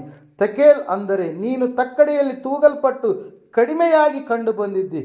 ಪೆರೆಸ್ ಅಂದರೆ ನಿನ್ನ ರಾಜ್ಯವು ಭಿನ್ನವಾಗಿ ಮೇತೆಯರಿಗೂ ಪಾರಸೀಯರಿಗೂ ಕೊಡಲ್ಪಟ್ಟಿದೆ ಎಂದು ಅರಿಕೆ ಮಾಡಿದನು. ಆಗ ಬೆಲ್ಶಚ್ಚರನು ಆಜ್ಞಾಪಿಸಲು ದಾನಿಯೇಲನಿಗೆ ಧೂಮ್ರ ವಸ್ತ್ರವನ್ನು ಹೊದಿಸಿ ಅವನ ಕೊರಳಿಗೆ ಚಿನ್ನದ ಹಾರವನ್ನು ಹಾಕಿ, ಈತನು ರಾಜ್ಯದ 3 ಮುಖ್ಯಾಧಿಕಾರಿಗಳಲ್ಲಿ ಒಬ್ಬನಾದನು ಎಂದು ಪ್ರಕಟಿಸಿದರು ಎಂಬುದಾಗಿ. ಹಲ್ಲೆಲೂಯಾ. ನಾವು ನೋಡ್ತಾ ಇದ್ದೇವೆ, ಗೋಡೆಯ ಮೇಲೆ ಅದ್ಭುತವಾದಂಥ ಲೇಖನ, ದೇವರ ಹಸ್ತ ಬಂದು ಬರೆದಿರ್ತಕ್ಕಂಥದ್ದು. ಯಾವ ಸಂದರ್ಭದಲ್ಲಿ ಅಂತಂದರೆ, ಅರಸನಾಗಿರ್ತಕ್ಕಂಥ ಬೆಲ್ಶಚ್ಚರನು ತನ್ನ ರಾಜ್ಯದ ಮುಖಂಡರಲ್ಲಿ 1000 ಮಂದಿಗೆ ಔತಣವನ್ನು ಮಾಡಿಸಿದಂಥ ಸಮಯದಲ್ಲಿ ಅವನು ದೇವಾಲಯಕ್ಕೆ ಸಂಬಂಧಪಟ್ಟಿರ್ತಕ್ಕಂಥ ಪಾತ್ರೆಗಳಲ್ಲಿ ಅವನು ದ್ರಾಕ್ಷಾರಸವನ್ನು ಹಾಕಿಸಿಕೊಂಡು ಆ ಒಂದು ದೇವಾಲಯದ ಪಾತ್ರೆಗಳಲ್ಲಿ ದ್ರಾಕ್ಷಾರಸವನ್ನು ಏನು ಮಾಡ್ತಾ ಇದ್ದಾನೆ, ಕುಡಿತಾ ಇದ್ದಾನೆ. ಆತನ ತಂದೆಯಾಗಿರ್ತಕ್ಕಂಥ ನಾವು ನೋಡ್ತಾ ಇದ್ದೇವೆ, ನೆಬೂಕದ್ನೆಚ್ಚರನು ದೇವರಿಗೆ ಭಯಪಟ್ಟ, ದೇವರ ಹೆಸರನ್ನ ಉಚ್ಚರಿಸಿದ, ದೇವರೇ ಆತನೇ ನಿಜವಾದಂಥ ದೇವರು, ಶಾದ್ರಕ್ ಮೇಷಕ್ ಅಬೇದ್ನೆಗೋರ ದೇವರು, ದಾನಿಯೇಲನ ದೇವರೇ ನಿಜವಾದ ದೇವರು ಅಂತೇಳಿ ಒಪ್ಪಿಕೊಂಡ. ಇಲ್ಲಿ ನಾವು ನೋಡ್ತಾ ಇದ್ದೇವೆ, ಈ ಬೆಲ್ಶಚ್ಚರನಾದರೂ ಏನು ಮಾಡ್ತಾ ಇದ್ದಾನೆ ಅಂತ ಹೇಳ್ತಾ ಇದ್ದ ವಾಕ್ಯ, ಸಂಪೂರ್ಣವಾಗಿ ದೇವರಿಗೆ ಸಂಬಂಧಪಟ್ಟಿರ್ತಕ್ಕಂಥ ಆ ಒಂದು ದೇವಾಲಯದ ವಸ್ತುಗಳನ್ನು ಏನು ಮಾಡ್ತಾ ಇದ್ದಾನಂತ್ರಿ, ಅಪವಿತ್ರವಾದಂಥ ಕೆಲಸಕ್ಕೆ ಏನು ಮಾಡ್ತಾ ಇದ್ದಾನೆ, ಬಳಸ್ತಾ ಇದ್ದಾನೆ. ಹಲ್ಲೆಲೂಯಾ. ಈ ವಾಕ್ಯದಲ್ಲಿ ನಾವು ನೋಡ್ತಾ ಇದ್ದೇವೆ, ದೇವಾಲಯಕ್ಕೆ ಸಂಬಂಧಪಟ್ಟಂಥ ಆ ಒಂದು ಆ ಒಂದು ವಸ್ತುಗಳಲ್ಲಿ ಆ ಒಂದು ದ್ರಾಕ್ಷಾರಸವನ್ನು ಮದ್ಯವನ್ನು ಹಾಕುವಂಥದ್ದು ಮಾತ್ರವಲ್ಲ, ಕಲ್ಲು ಮರಗಳ ದೇವರುಗಳನ್ನು ಏನು ಮಾಡ್ತಾ ಇದ್ದಾನಂತೆ, ಸ್ತುತಿಸ್ತಾ ಇದ್ದಾನೆ. ಆ ಸಮಯದಲ್ಲಿ ನಾವು ನೋಡ್ತಾ ಇದ್ದೇವೆ, ಆ ಒಂದು ಆಕಾಶದಿಂದ ದೇವರ ಹಸ್ತ ಬಂದು ಏನು ಮಾಡ್ತಾ ಇದೆ, ಒಂದು ಬರಹವನ್ನು ಬರಿತಾ ಇದೆ. ಮನುಷ್ಯರು ಯಾರು ಕಾಣ್ತಾ ಇಲ್ಲ, ಕೇವಲ ಏನು ಕಾಣಿಸ್ತಾ ಇದ್ದೀರಿ, ಕೈ ಮಾತ್ರ ಕಾಣಿಸ್ತಾ ಇದೆ. ಬಂದು ಅಕ್ಷರ ಬರಿತಾ ಇದೆ, ಏನಂತೇಳಿ, ಮೆನೆ ತೆಕೇಲ್ ಉಫಾರ್ಸೀನ್ ಅಂತೇಳಿ. ಹಲ್ಲೆಲೂಯಾ. ದೇವರು ನಿನ್ನ ಆಳ್ವಿಕೆಯನ್ನು ಕೊನೆಗಾಣಿಸಿದ್ದಾನೆ. ನಿನ್ನ ರಾಜ್ಯ ಭಿನ್ನವಾಗಲಿಕ್ಕಿದೆ. ದೇವರು ನಿನ್ನ ಜೀವಿತವನ್ನು ತಕ್ಕಡಿಯಲ್ಲಿ ತೂಕ ಮಾಡಿದಾಗ, ಲೆಕ್ಕ ಮಾಡಿದಾಗ ನೀನು ಕಡಿಮೆಯಾಗಿ ಕಂಡು ಬಂದಿದ್ದೀ. ಹಲ್ಲೆಲೂಯಾ. Praise lord. ಯಾವಾಗ ಈ ವಿಷಯಗಳು ದಾನಿಯೇಲನು ಬಂದು ಆ ವ್ಯಕ್ತಿಗೆ ತಿಳಿಸಿದಾದ ಮೇಲೆ ನಾವು ನೋಡ್ತಾ ಇದ್ದೇವೆ, ದೇವರು ಯಥಾವಿಧಿಯಾಗಿ ಹೇಳಿದ ರೀತಿಯಲ್ಲಿ ಪ್ರವಾದನೆಗಳೆಲ್ಲವೂ ಕೂಡ ಏನಾದರೂ ನೆರವೇರಿಸಲ್ಪಟ್ಟು. ಇಲ್ಲಿ ನಾವು ತಿಳ್ಕೊಳ್ಬೇಕಾಗಿರ್ತಕ್ಕಂಥ ಅಂಶ ಏನಂತಂದ್ರೆ, ಆ ರಾಜನು ದೇವರಿಗೆ ಭಯಪಡಲಿಲ್ಲ. ಒಂದು ವೇಳೆ ಭಯಪಡುವಂಥ ರಾಜನಾಗಿದ್ರೆ ಆತನ ತಂದೆ ಎಂಬುದಾಗಿ ನಾವು ನೋಡ್ತಾ ಇದ್ದೇವೆ. ನೆಬೂಕದ್ನೆಚ್ಚರನು ದೇವರಿಗೆ ಭಯಪಟ್ಟ, ತನ್ನನ್ನು ತಾನು ಸಂಪೂರ್ಣ ಒಪ್ಪಿಸಿಕೊಟ್ಟ. ಆಮೇಲೆ ಆತನು ಏನು ಮಾಡಿದ್ನಂತ ಹೇಳ್ತಾ ಇದ್ದ ವಾಕ್ಯ, ದೇವರ ಚಿತ್ತದ ಪ್ರಕಾರವಾಗಿ ಮತ್ತೆ ಆ ಒಂದು ಕಾಡು ಮೃಗಗಳೋಪಾದಿಯಲ್ಲಿ ಹುಲ್ಲನ್ನು ಮೇಯ್ದು ಕೂದಲು ಭಯಂಕರವಾದಂಥ ರೀತಿಯಲ್ಲಿ ಬೆಳೆದಿರ್ತಕ್ಕಂಥ ವ್ಯಕ್ತಿ ಪುನಃ ಸ್ವಲ್ಪ ದಿವಸಗಳು ಗತಿಸಿ ಹೋದಾದ ಮೇಲೆ ಮತ್ತೆ ಅರಸನ ಸ್ಥಾನಕ್ಕೆ ಆತನು ಬಂದ. ಪಶ್ಚಾತ್ತಾಪ ಪಟ್ಟ. ಆದರೆ ಈ ಬೆಲ್ಶಚ್ಚರನು ಏನು ಮಾಡಲಿಲ್ಲ, ಪಶ್ಚಾತ್ತಾಪ ಪಡಲಿಲ್ಲ, ದೇವರಿಗೆ ವಿಧೇಯತೆಯನ್ನ ತೋರಿಸಲಿಲ್ಲ. ನಾವು ನೋಡ್ತಾ ಇದ್ದೀವಿ, ವಾಕ್ಯ ಹೇಳ್ತಾ, ಸತ್ಯವೇದ ಹೇಳ್ತಾ ಇದೆ, ದೇವರು ಲೆಕ್ಕ ಕೇಳಲಿಕ್ಕಿದ್ದಾನೆ. ಪ್ರತಿಯೊಬ್ಬ ಮನುಷ್ಯನ ಲೆಕ್ಕವನ್ನು ಆತನು ಕೇಳಲಿಕ್ಕಿದ್ದಾನೆ. ದೇವರಿಗೆ ನಾವು ಭಯಪಡುವಂಥವ್ರು ಆಗ್ಬೇಕು. ಇವತ್ತಿನ ದಿವಸ ದೇವಾಲಯ ಅಂತಂದ್ರೆ ಯಾರ್ರೀ? ನೀವೇ ದೇವರ ಆಲಯವಾಗಿದ್ದೀರಿ. ದೇವರ ಆತ್ಮನು ನಿಮ್ಮಲ್ಲಿ ವಾಸ ಮಾಡುತ್ತಾನೆಂದು ನಿಮಗೆ ಗೊತ್ತಿಲ್ಲವೋ? ಒಬ್ಬನು ಯಾವನಾದರೂ ದೇವಾಲಯವನ್ನು ಕೆಡಿಸಿದರೆ ದೇವರು ಅವನನ್ನು ಕೂಡ ಏನು ಮಾಡ್ತಾನಂತೆ, ಕೆಡಿಸ್ತಾನೆ. ನಮ್ಮ ಜೀವಿತ, ನಮ್ಮ ಈ ಒಂದು ದೇಹವೇ ದೇವರಿಗೆ ಆಲಯ. ಈ ಒಂದು ಸ್ಥಳದಲ್ಲಿ ನಾವು ಕೂಡಿ ಬಂದಿದ್ದೀವಿ, ದೇವಾಲಯ ಅಲ್ಲ. ನಾವೊಂದು ಆರಾಧನೆ ಮಾಡೋದಕ್ಕಾಗಿ ಒಂದು ಸ್ಥಳವನ್ನು ಏರ್ಪಾಟು ಮಾಡಿಕೊಂಡಿದ್ವಿ. ಹಲ್ಲೆಲೂಯಾ. Praise Lord. ನಿಜವಾಗಿ ದೇವರ ಒಂದು ಸನ್ನಿಧಾನದಲ್ಲಿ ದೇವಾಲಯ ಅಂತಂದ್ರೆ ಯಾರ್ರೀ? ಮನುಷ್ಯರಾಗಿರ್ತಕ್ಕಂಥ ನಾವು ನೀವುಗಳು. ಅದಕ್ಕಾಗಿ ನಮ್ಮನ್ನು ಸಜೀವ ಕಲ್ಲುಗಳು ಎಂಬುದಾಗಿ ವಾಕ್ಯ ಹೇಳ್ತಾ ಇದೆ. ದೇವರ ಮಂದಿರವಾಗುವುದಕ್ಕಾಗಿ ಸಜೀವ ಕಲ್ಲುಗಳೋಪಾದಿಯಲ್ಲಿ ದೇವಾಲಯವಾಗಿರುವಂಥವ್ರು ನಾವು ಎಂಬುದಾಗಿ ದೇವರ ವಾಕ್ಯ ಹೇಳ್ತಾ ಇದೆ ಪ್ರೇರ. ಅದಕ್ಕಾಗಿ ಇವತ್ತಿನ ದಿವಸ ನಾವು ಪರೀಕ್ಷೆ ಮಾಡಿಕೊಳ್ಳೋಣ. ದೇವಾಲಯದ ವಸ್ತುಗಳು, ಈ ದೇವಾಲಯದ ವಸ್ತುಗಳು ಏನ್ರಿ? ಕಣ್ಣುಗಳಾಗಿರ್ಬೋದು, ಕಿವಿಯಾಗಿರ್ಬೋದು, ಮೂಗಾಗಿರ್ಬೋದು, ನಮ್ಮ ಹೃದಯವಾಗಿರ್ಬೋದು, ಆಲೋಚನೆ ಆಗಿರ್ಬೋದು, ನಾವು ಅದನ್ನು ಏನು ಮಾಡ್ಕೊಂಡಿದ್ವಿ? ಹಲ್ಲುಗಳಾಗಿರ್ಬೋದು, ನಾವು ಅದನ್ನು ಏನು ಮಾಡ್ಕೊಂಡಿದ್ವಿ? ಈತನು ಏನು ಮಾಡಿದಂತೆ, ದೇವಾಲಯದ ವಸ್ತುಗಳನ್ನು ಅಪವಿತ್ರ ಮಾಡಿದ. ಯಾರು? ಬೆಲ್ಶಚ್ಚರನು. ಅಪವಿತ್ರ ಮಾಡಿದ ಕಾರಣಕ್ಕಾಗಿ ದೇವರ ತೀರ್ಪು ಅವನ ಮೇಲೆ ಪ್ರಕಟವಾಯಿತು. ಇವತ್ತಿನ ದಿವಸ ನಿಮಗೆ ಉಚಿತವಾಗಿ ದೇವರು ದೇವಾಲಯವಾಗಿ ತನ್ನ ಒಂದು ಸಂಕಲ್ಪದಲ್ಲಿ ಆತನು ನಿಮ್ಮನ್ನು ದೇವಾಲಯ ಎಂಬುದಾಗಿ ಕರೆದಿರ್ತಕ್ಕಂಥ ದೇವರು ಉಚಿತವಾಗಿ ನಿಮಗೆ ಅವಯವಗಳನ್ನು, ಶರೀರವನ್ನು ಕೊಟ್ಟಂಥ ಸಮಯದಲ್ಲಿ ಈ ಶರೀರವನ್ನು ಅಂದರೆ ಈ ದೇವಾಲಯವನ್ನು ನೀವು ಅಪವಿತ್ರ ಮಾಡಿಕೊಳ್ತಾ ಇದ್ದೀರಾ? ದೇವರು ಲೆಕ್ಕ ಕೇಳ್ತಾನೆ. ಹಲ್ಲೆಲೂಯಾ. ದೇವರು ಲೆಕ್ಕ ಕೇಳ್ತಾನೆ, ದೇವರು ತೂಕ ಮಾಡ್ತಾನೆ, ದೇವರು ತಕ್ಕಡಿಯಲ್ಲಿ ಹಾಕ್ತಾನೆ. ನಿನ್ನ ಭವಿಷ್ಯತ್ ಏನಾಗಿರ್ಲಿಕ್ಕಿದೆ, ನಿನ್ನ ಕಣ್ಣುಗಳು ಯಾವ ರೀತಿಯಾಗಿದ್ದಾವೆ, ನಿನ್ನ ಕಿವಿ ಎಂತಹ ವಿಷಯಗಳನ್ನು ಕೇಳಲಿಕ್ಕಿದ್ದಾವೆ, ನಿನ್ನ ಒಂದು ಬಾಯಿಯ ಮಾತುಗಳು ಇನ್ನೊಬ್ಬರನ್ನ ಚುಚ್ಚುವ ಹಾಗೆ, ನೋವು ತರುವ ಹಾಗೆ, ಚಾಡಿಯ ಮಾತುಗಳಾಗಿ ಇರುವಂಥವುಗಳಾಗಿದ್ದಾವ. ಯಾವ ರೀತಿಯಾಗಿ ನೀನು ತಪ್ಪಿ ಹೋಗಿದೀಯಾ?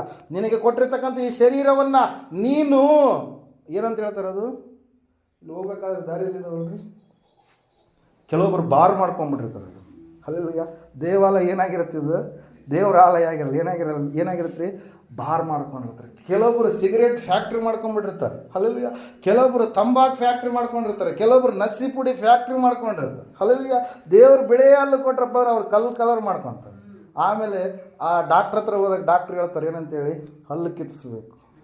ಡಾಕ್ಟ್ರ್ ಹೇಳ್ತಾರೆ ಏನಂತೇಳಿ, ಇಲ್ಲ ಇಂಥ ಕ್ಯಾನ್ಸರ್ ರೋಗ ಬಂದಿದೆ, ಇಂಥ ರೋಗ ನಿಮ್ಮನ್ನು ಕಾಡಿಸಿದೆ. ರೋಗ ಕಾರಣ ಏನಂತಂದರೆ ನೀವು ಆ ಒಂದು ತಂಬಾಕನ್ನು ಸೇವನೆ ಮಾಡಿದ್ರಿ, ಆ ಒಂದು ಗುಟ್ಕವನ್ನು ಸೇವನೆ ಮಾಡಿದ್ರಿ, ನೀವು ಮದ್ಯಪಾನ ಮಾಡಿದ್ರಿ, ಅದಕ್ಕಾಗಿ ಈ ರೋಗಗಳು ನಿಮಗೆ ಬಂದಿದ್ದಾವೆ ಅಂತ. ದೇವಾಲಯವನ್ನು ಈ ಅಂತ್ಯಕಾಲದ ಜನರು ಏನು ಮಾಡ್ತಾ ಇದ್ದಾರೆ, ಕೆಡಿಸಿಕೊಳ್ತಾ ಇದ್ದಾರೆ. ಸ್ವಲ್ಪ ದಿವಸಗಳ ಹಿಂದೆ ಹೋಗ್ರಿ, ಈಗೊಂದು 20 ವರ್ಷಗಳ ಹಿಂದೆ ಹೋಗ್ರಿ, ಆವತ್ತಿನ ಇರ್ತಕ್ಕಂಥ ಮನುಷ್ಯರೇ ಬೇರೆ, ಇವಾಗ ಮನುಷ್ಯರು ಏನಾಗಿದ್ದಾರೆ, ಸೋಮಾರಿಗಳು ಜಾಸ್ತಿ ಆಗಿದ್ದಾರೆ. ಹಲ್ಲೆಲೂಯಾ.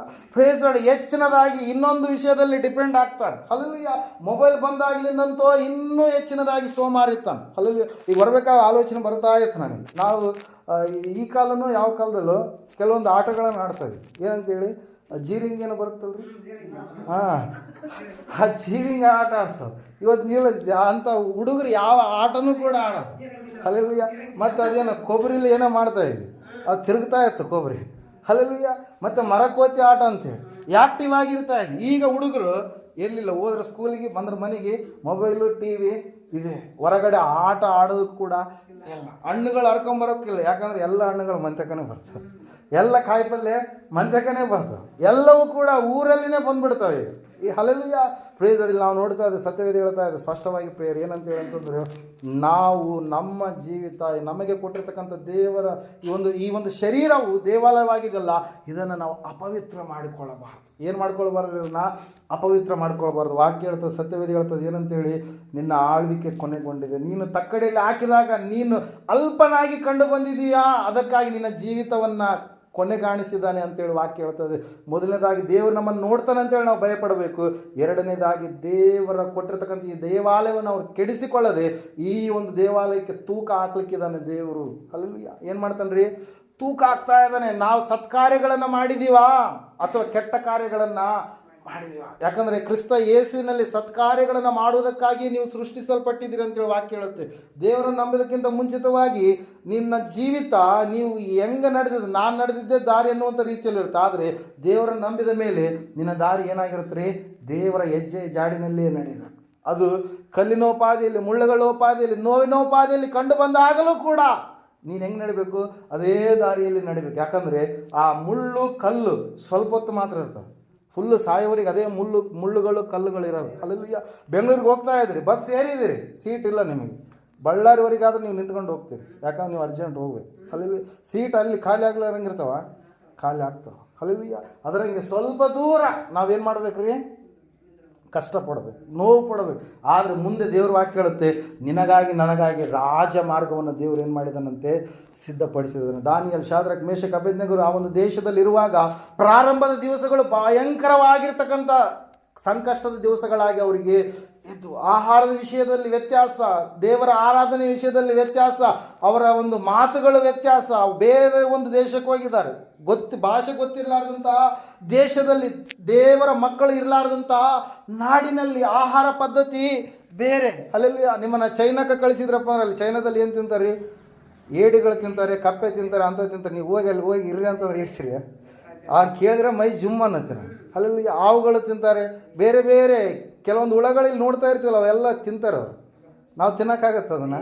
ಅಲ್ಲಿಯ ಸಂಸ್ಕೃತಿನೇ ಬೇರೆ. ಅಂತಹ ಒಂದು ಸ್ಥಿತಿಯಲ್ಲಿ ಹೋಗಿದ್ದಾರೆ. ಯಾರ್ರೀ? ಶಾದ್ರಕ್, ಮೇಷಕ್, ಅಬೇದ್ನೆಗೋರು. ಅವರು ಧಿಕ್ಕಾರ ಮಾಡಿ, ನಾವು ಊಟ ಮಾಡೋದಕ್ಕೆ ಕಾಯಿಪಲ್ಯ ಬೇಕು, ಹಂದಿ ಮಾಂಸ ನಾವು ತಿನ್ನೋದಿಲ್ಲ, ದೇವರು ಅದನ್ನು ನಿಷಿದ್ಧ ಮಾಡಿದನೆಂಬುದಾಗಿ ಗ್ರಹಿಸಿಕೊಂಡು ಅನೇಕ ಕಷ್ಟಗಳು ಬಂದರು. ಆದರೆ ಬರ್ತಾ ಬರ್ತಾ ಬರ್ತಾ ಬರ್ತಾ ಆ ಒಂದು ಕಷ್ಟದ ಹಾದಿ ಹೋದ ಮೇಲೆ ನದಿಗಳನ್ನು ದಾಟಬೇಕಾಯಿತು. ಮತ್ತೆ ನಾವು ನೋಡ್ತಾ ಇದ್ದೇವೆ ಬೆಂಕಿಯ ಕೆರೆಯನ್ನು ಅವ್ರು ದಾಟಬೇಕಾಯಿತು. ಆದರೆ ದೇವರು ಅವ್ರ ಸಂಗಡ ಇದ್ದ. ಅವ್ರೇನು ಹಂಗೆ ಹೋಗಲಿಲ್ಲ, ದೇವರವ್ರ ಜೊತೆಗಾರನಿಗಿದ್ದ, ಆತನ ನಡೆಸಿದ. ಹಲ್ಲೆಲೂಯಾ. ಅದರ ಸಲುವಾಗಿ ವಾಕ್ಯದಲ್ಲಿ ನಾವು ನೋಡ್ತಾ ಇದ್ದೇವೆ, ನೀನು ನದಿಗಳನ್ನು ದಾಟುವಾಗಲೂ, ನೀನು ಅಗ್ನಿಯಲ್ಲಿ ನಡೆಯುವಾಗಲೂ ನಾನು ನಿನ್ನ ಸಂಗಡ ಹತ್ತಿರ ಇರ್ತೀನಿ, ನೀನು ಕದಲುವುದಿಲ್ಲ, ನೀನು ಭಯಪಡಬೇಡ, ನಾನು ನಿನ್ನನ್ನು ದಾಟಿಸ್ತೀನಿ ಎಂಬುದಾಗಿ. ಹಲ್ಲೆಲೂಯಾ. ಪ್ರೇರ್ ಅದಕ್ಕಾಗಿ ಪ್ರೇರ್ ನಾವು ನೋಡ್ತಾ ಇದ್ದೇವೆ, ಸತ್ಯವೇದ ಹೇಳ್ತಾ ಇದೆ ಸ್ಪಷ್ಟವಾಗಿ, ಇವತ್ತು ದೇವರು ಲೆಕ್ಕ ಕೇಳ್ತಾನೆ ಅಂತೇಳಿ ನಾವೇನು ಮಾಡ್ಬೇಕ್ರಿ? ಭಯಪಡುವವರಾಗಬೇಕು. ಹಲ್ಲೆಲೂಯಾ. ಮೊದಲನೇದಾಗಿ ದೇವರು ನೋಡ್ತಾನೆ ಅಂತೇಳಿ ನಾವು ಭಯಪಡಬೇಕು. ಎರಡನೇದಾಗಿ ದೇವರು ಲೆಕ್ಕ ಕೇಳುವಂಥ ದೇವರಾಗಿದ್ದಾನೆ. ದೇವರಿಗೆ ಅಸಾಧ್ಯವಾಗಿರುವಂಥದ್ದು ಯಾವುದಿಲ್ಲ. ಪ್ರತಿಯೊಂದು ಲೆಕ್ಕವನ್ನು ಚಾಚು ತಪ್ಪದೆ ಆತನ ಏನು ಮಾಡ್ತಾನ್ರಿ? ಕೇಳ್ತಾನೆ. ಹಲ್ಲೆಲೂಯಾ. ಪ್ರೈಸ್. ಅದಕ್ಕಾಗಿ ನಾವು ದೇವರಿಗೆ ಭಯಪಟ್ಟು ನಾವು ಜೀವಿಸುವಂಥವ್ರಾಗಬೇಕು. ಪ್ರೇಯರ್ ನಾವು ನೋಡ್ತಾ ಇದ್ದೇವೆ. ಮೂರನೇದಾಗಿ ದೇವರಿಗೆ ನಾವು ಯಾಕೆ ಭಯಪಡಬೇಕಂದ್ರೆ, ದೇವರು ತೀರ್ಪು ಮಾಡಲಿಕ್ಕಿದ್ದಾನೆ. ತೀರ್ಪು ಯಾರ ಕೈಯಲ್ಲಿರುವಂಥದ್ದು? ದೇವರ ಕೈ. ಯಾರಿಗಾದ್ರೂ ನೀವು ಏನೋ ಒಂದು ಸಮಸ್ಯೆಯಲ್ಲಿ ಸಿಲ್ಕೊಂಡಿರ್ತೀರ, ತಪ್ಪು ಮಾಡಬಾರ್ದಾಗಿತ್ತು ಮಾಡಿಬಿಟ್ಟಿರ್ತೀರ, ಆ ಸಮಯದಲ್ಲಿ ನಿಮ್ಗೆ ಅಪೋಸಿಟ್ ಇರುವಂಥವ್ರು ಕೋರ್ಟಿಗೆ ಹೋದ್ರಿ ಅಂತ ತಿಳ್ಕೊರಿ, ನಿಮ್ಗೆ ಏನಾಗುತ್ತೆ? ಅವಾಗ ಏನಾಗುತ್ತೆ ರೀ? ಭಯ ಆಗುತ್ತೆ. ಯಾಕೆ ಹೇಳ್ರಿ? ತಪ್ಪು ಮಾಡಿದ್ವಿ. ಕೋರ್ಟ್ ಏನು ಮಾಡುತ್ತೆ? ಶಿಕ್ಷೆ ಏನು ಮಾಡುತ್ತೆ ರೀ? ನ್ಯಾಯ ಯಾವ ಕಡೆಗಿರುತ್ತೆ ಆ ಕಡೆಗೆ ಕೊಡುತ್ತೆ. ಅಲ್ಲಿ ಏನಾಗುತ್ತೆ? ವಾದ ವಿವಾದಗಳು ನಡೆದಾದ ಮೇಲೆ ಏನು ಮಾಡುತ್ತೆ? ಕೋರ್ಟು ತೀರ್ಪನ್ನು ಪ್ರಕಟ ಮಾಡುತ್ತೆ. ತೀರ್ಪನ್ನು ಪ್ರಕಟ ಮಾಡಿದಾದ ಮೇಲೆ ನೀನು ಅದಕ್ಕೆ ವಿರುದ್ಧವಾಗಿ ಹೋಗ್ತೀಯಾ? ಹೋಗಲ್ಲ. ಆಲ್ರೆಡಿ ನ್ಯಾಯ ಎಲ್ಲ ಏನು ಮಾಡಿಬಿಟ್ಟಿದೆ? ತೀರ್ಪು ಕೊಟ್ಟುಬಿಟ್ಟಿದೆ. ಯಾಕೆ ಹೇಳ್ರಿ? ಇವೆಲ್ಲವಾದ್ಮೇಲೆ ನಾವೇನು ಮಾಡ್ತೀವಿ? ಇಲ್ಲ ಕೋರ್ಟಿಗೆ ಹಾಕಿಬಿಡ್ತೀವಪ್ಪ, ಯಾರು ಮಾತು ಕೇಳೋ. ಇಲ್ಲಿ ಹಿರಿಯರನ್ನು ಕುಂದ್ರಿಸಿದ್ವಿ, ಕೇಳೋವಲ್ರು.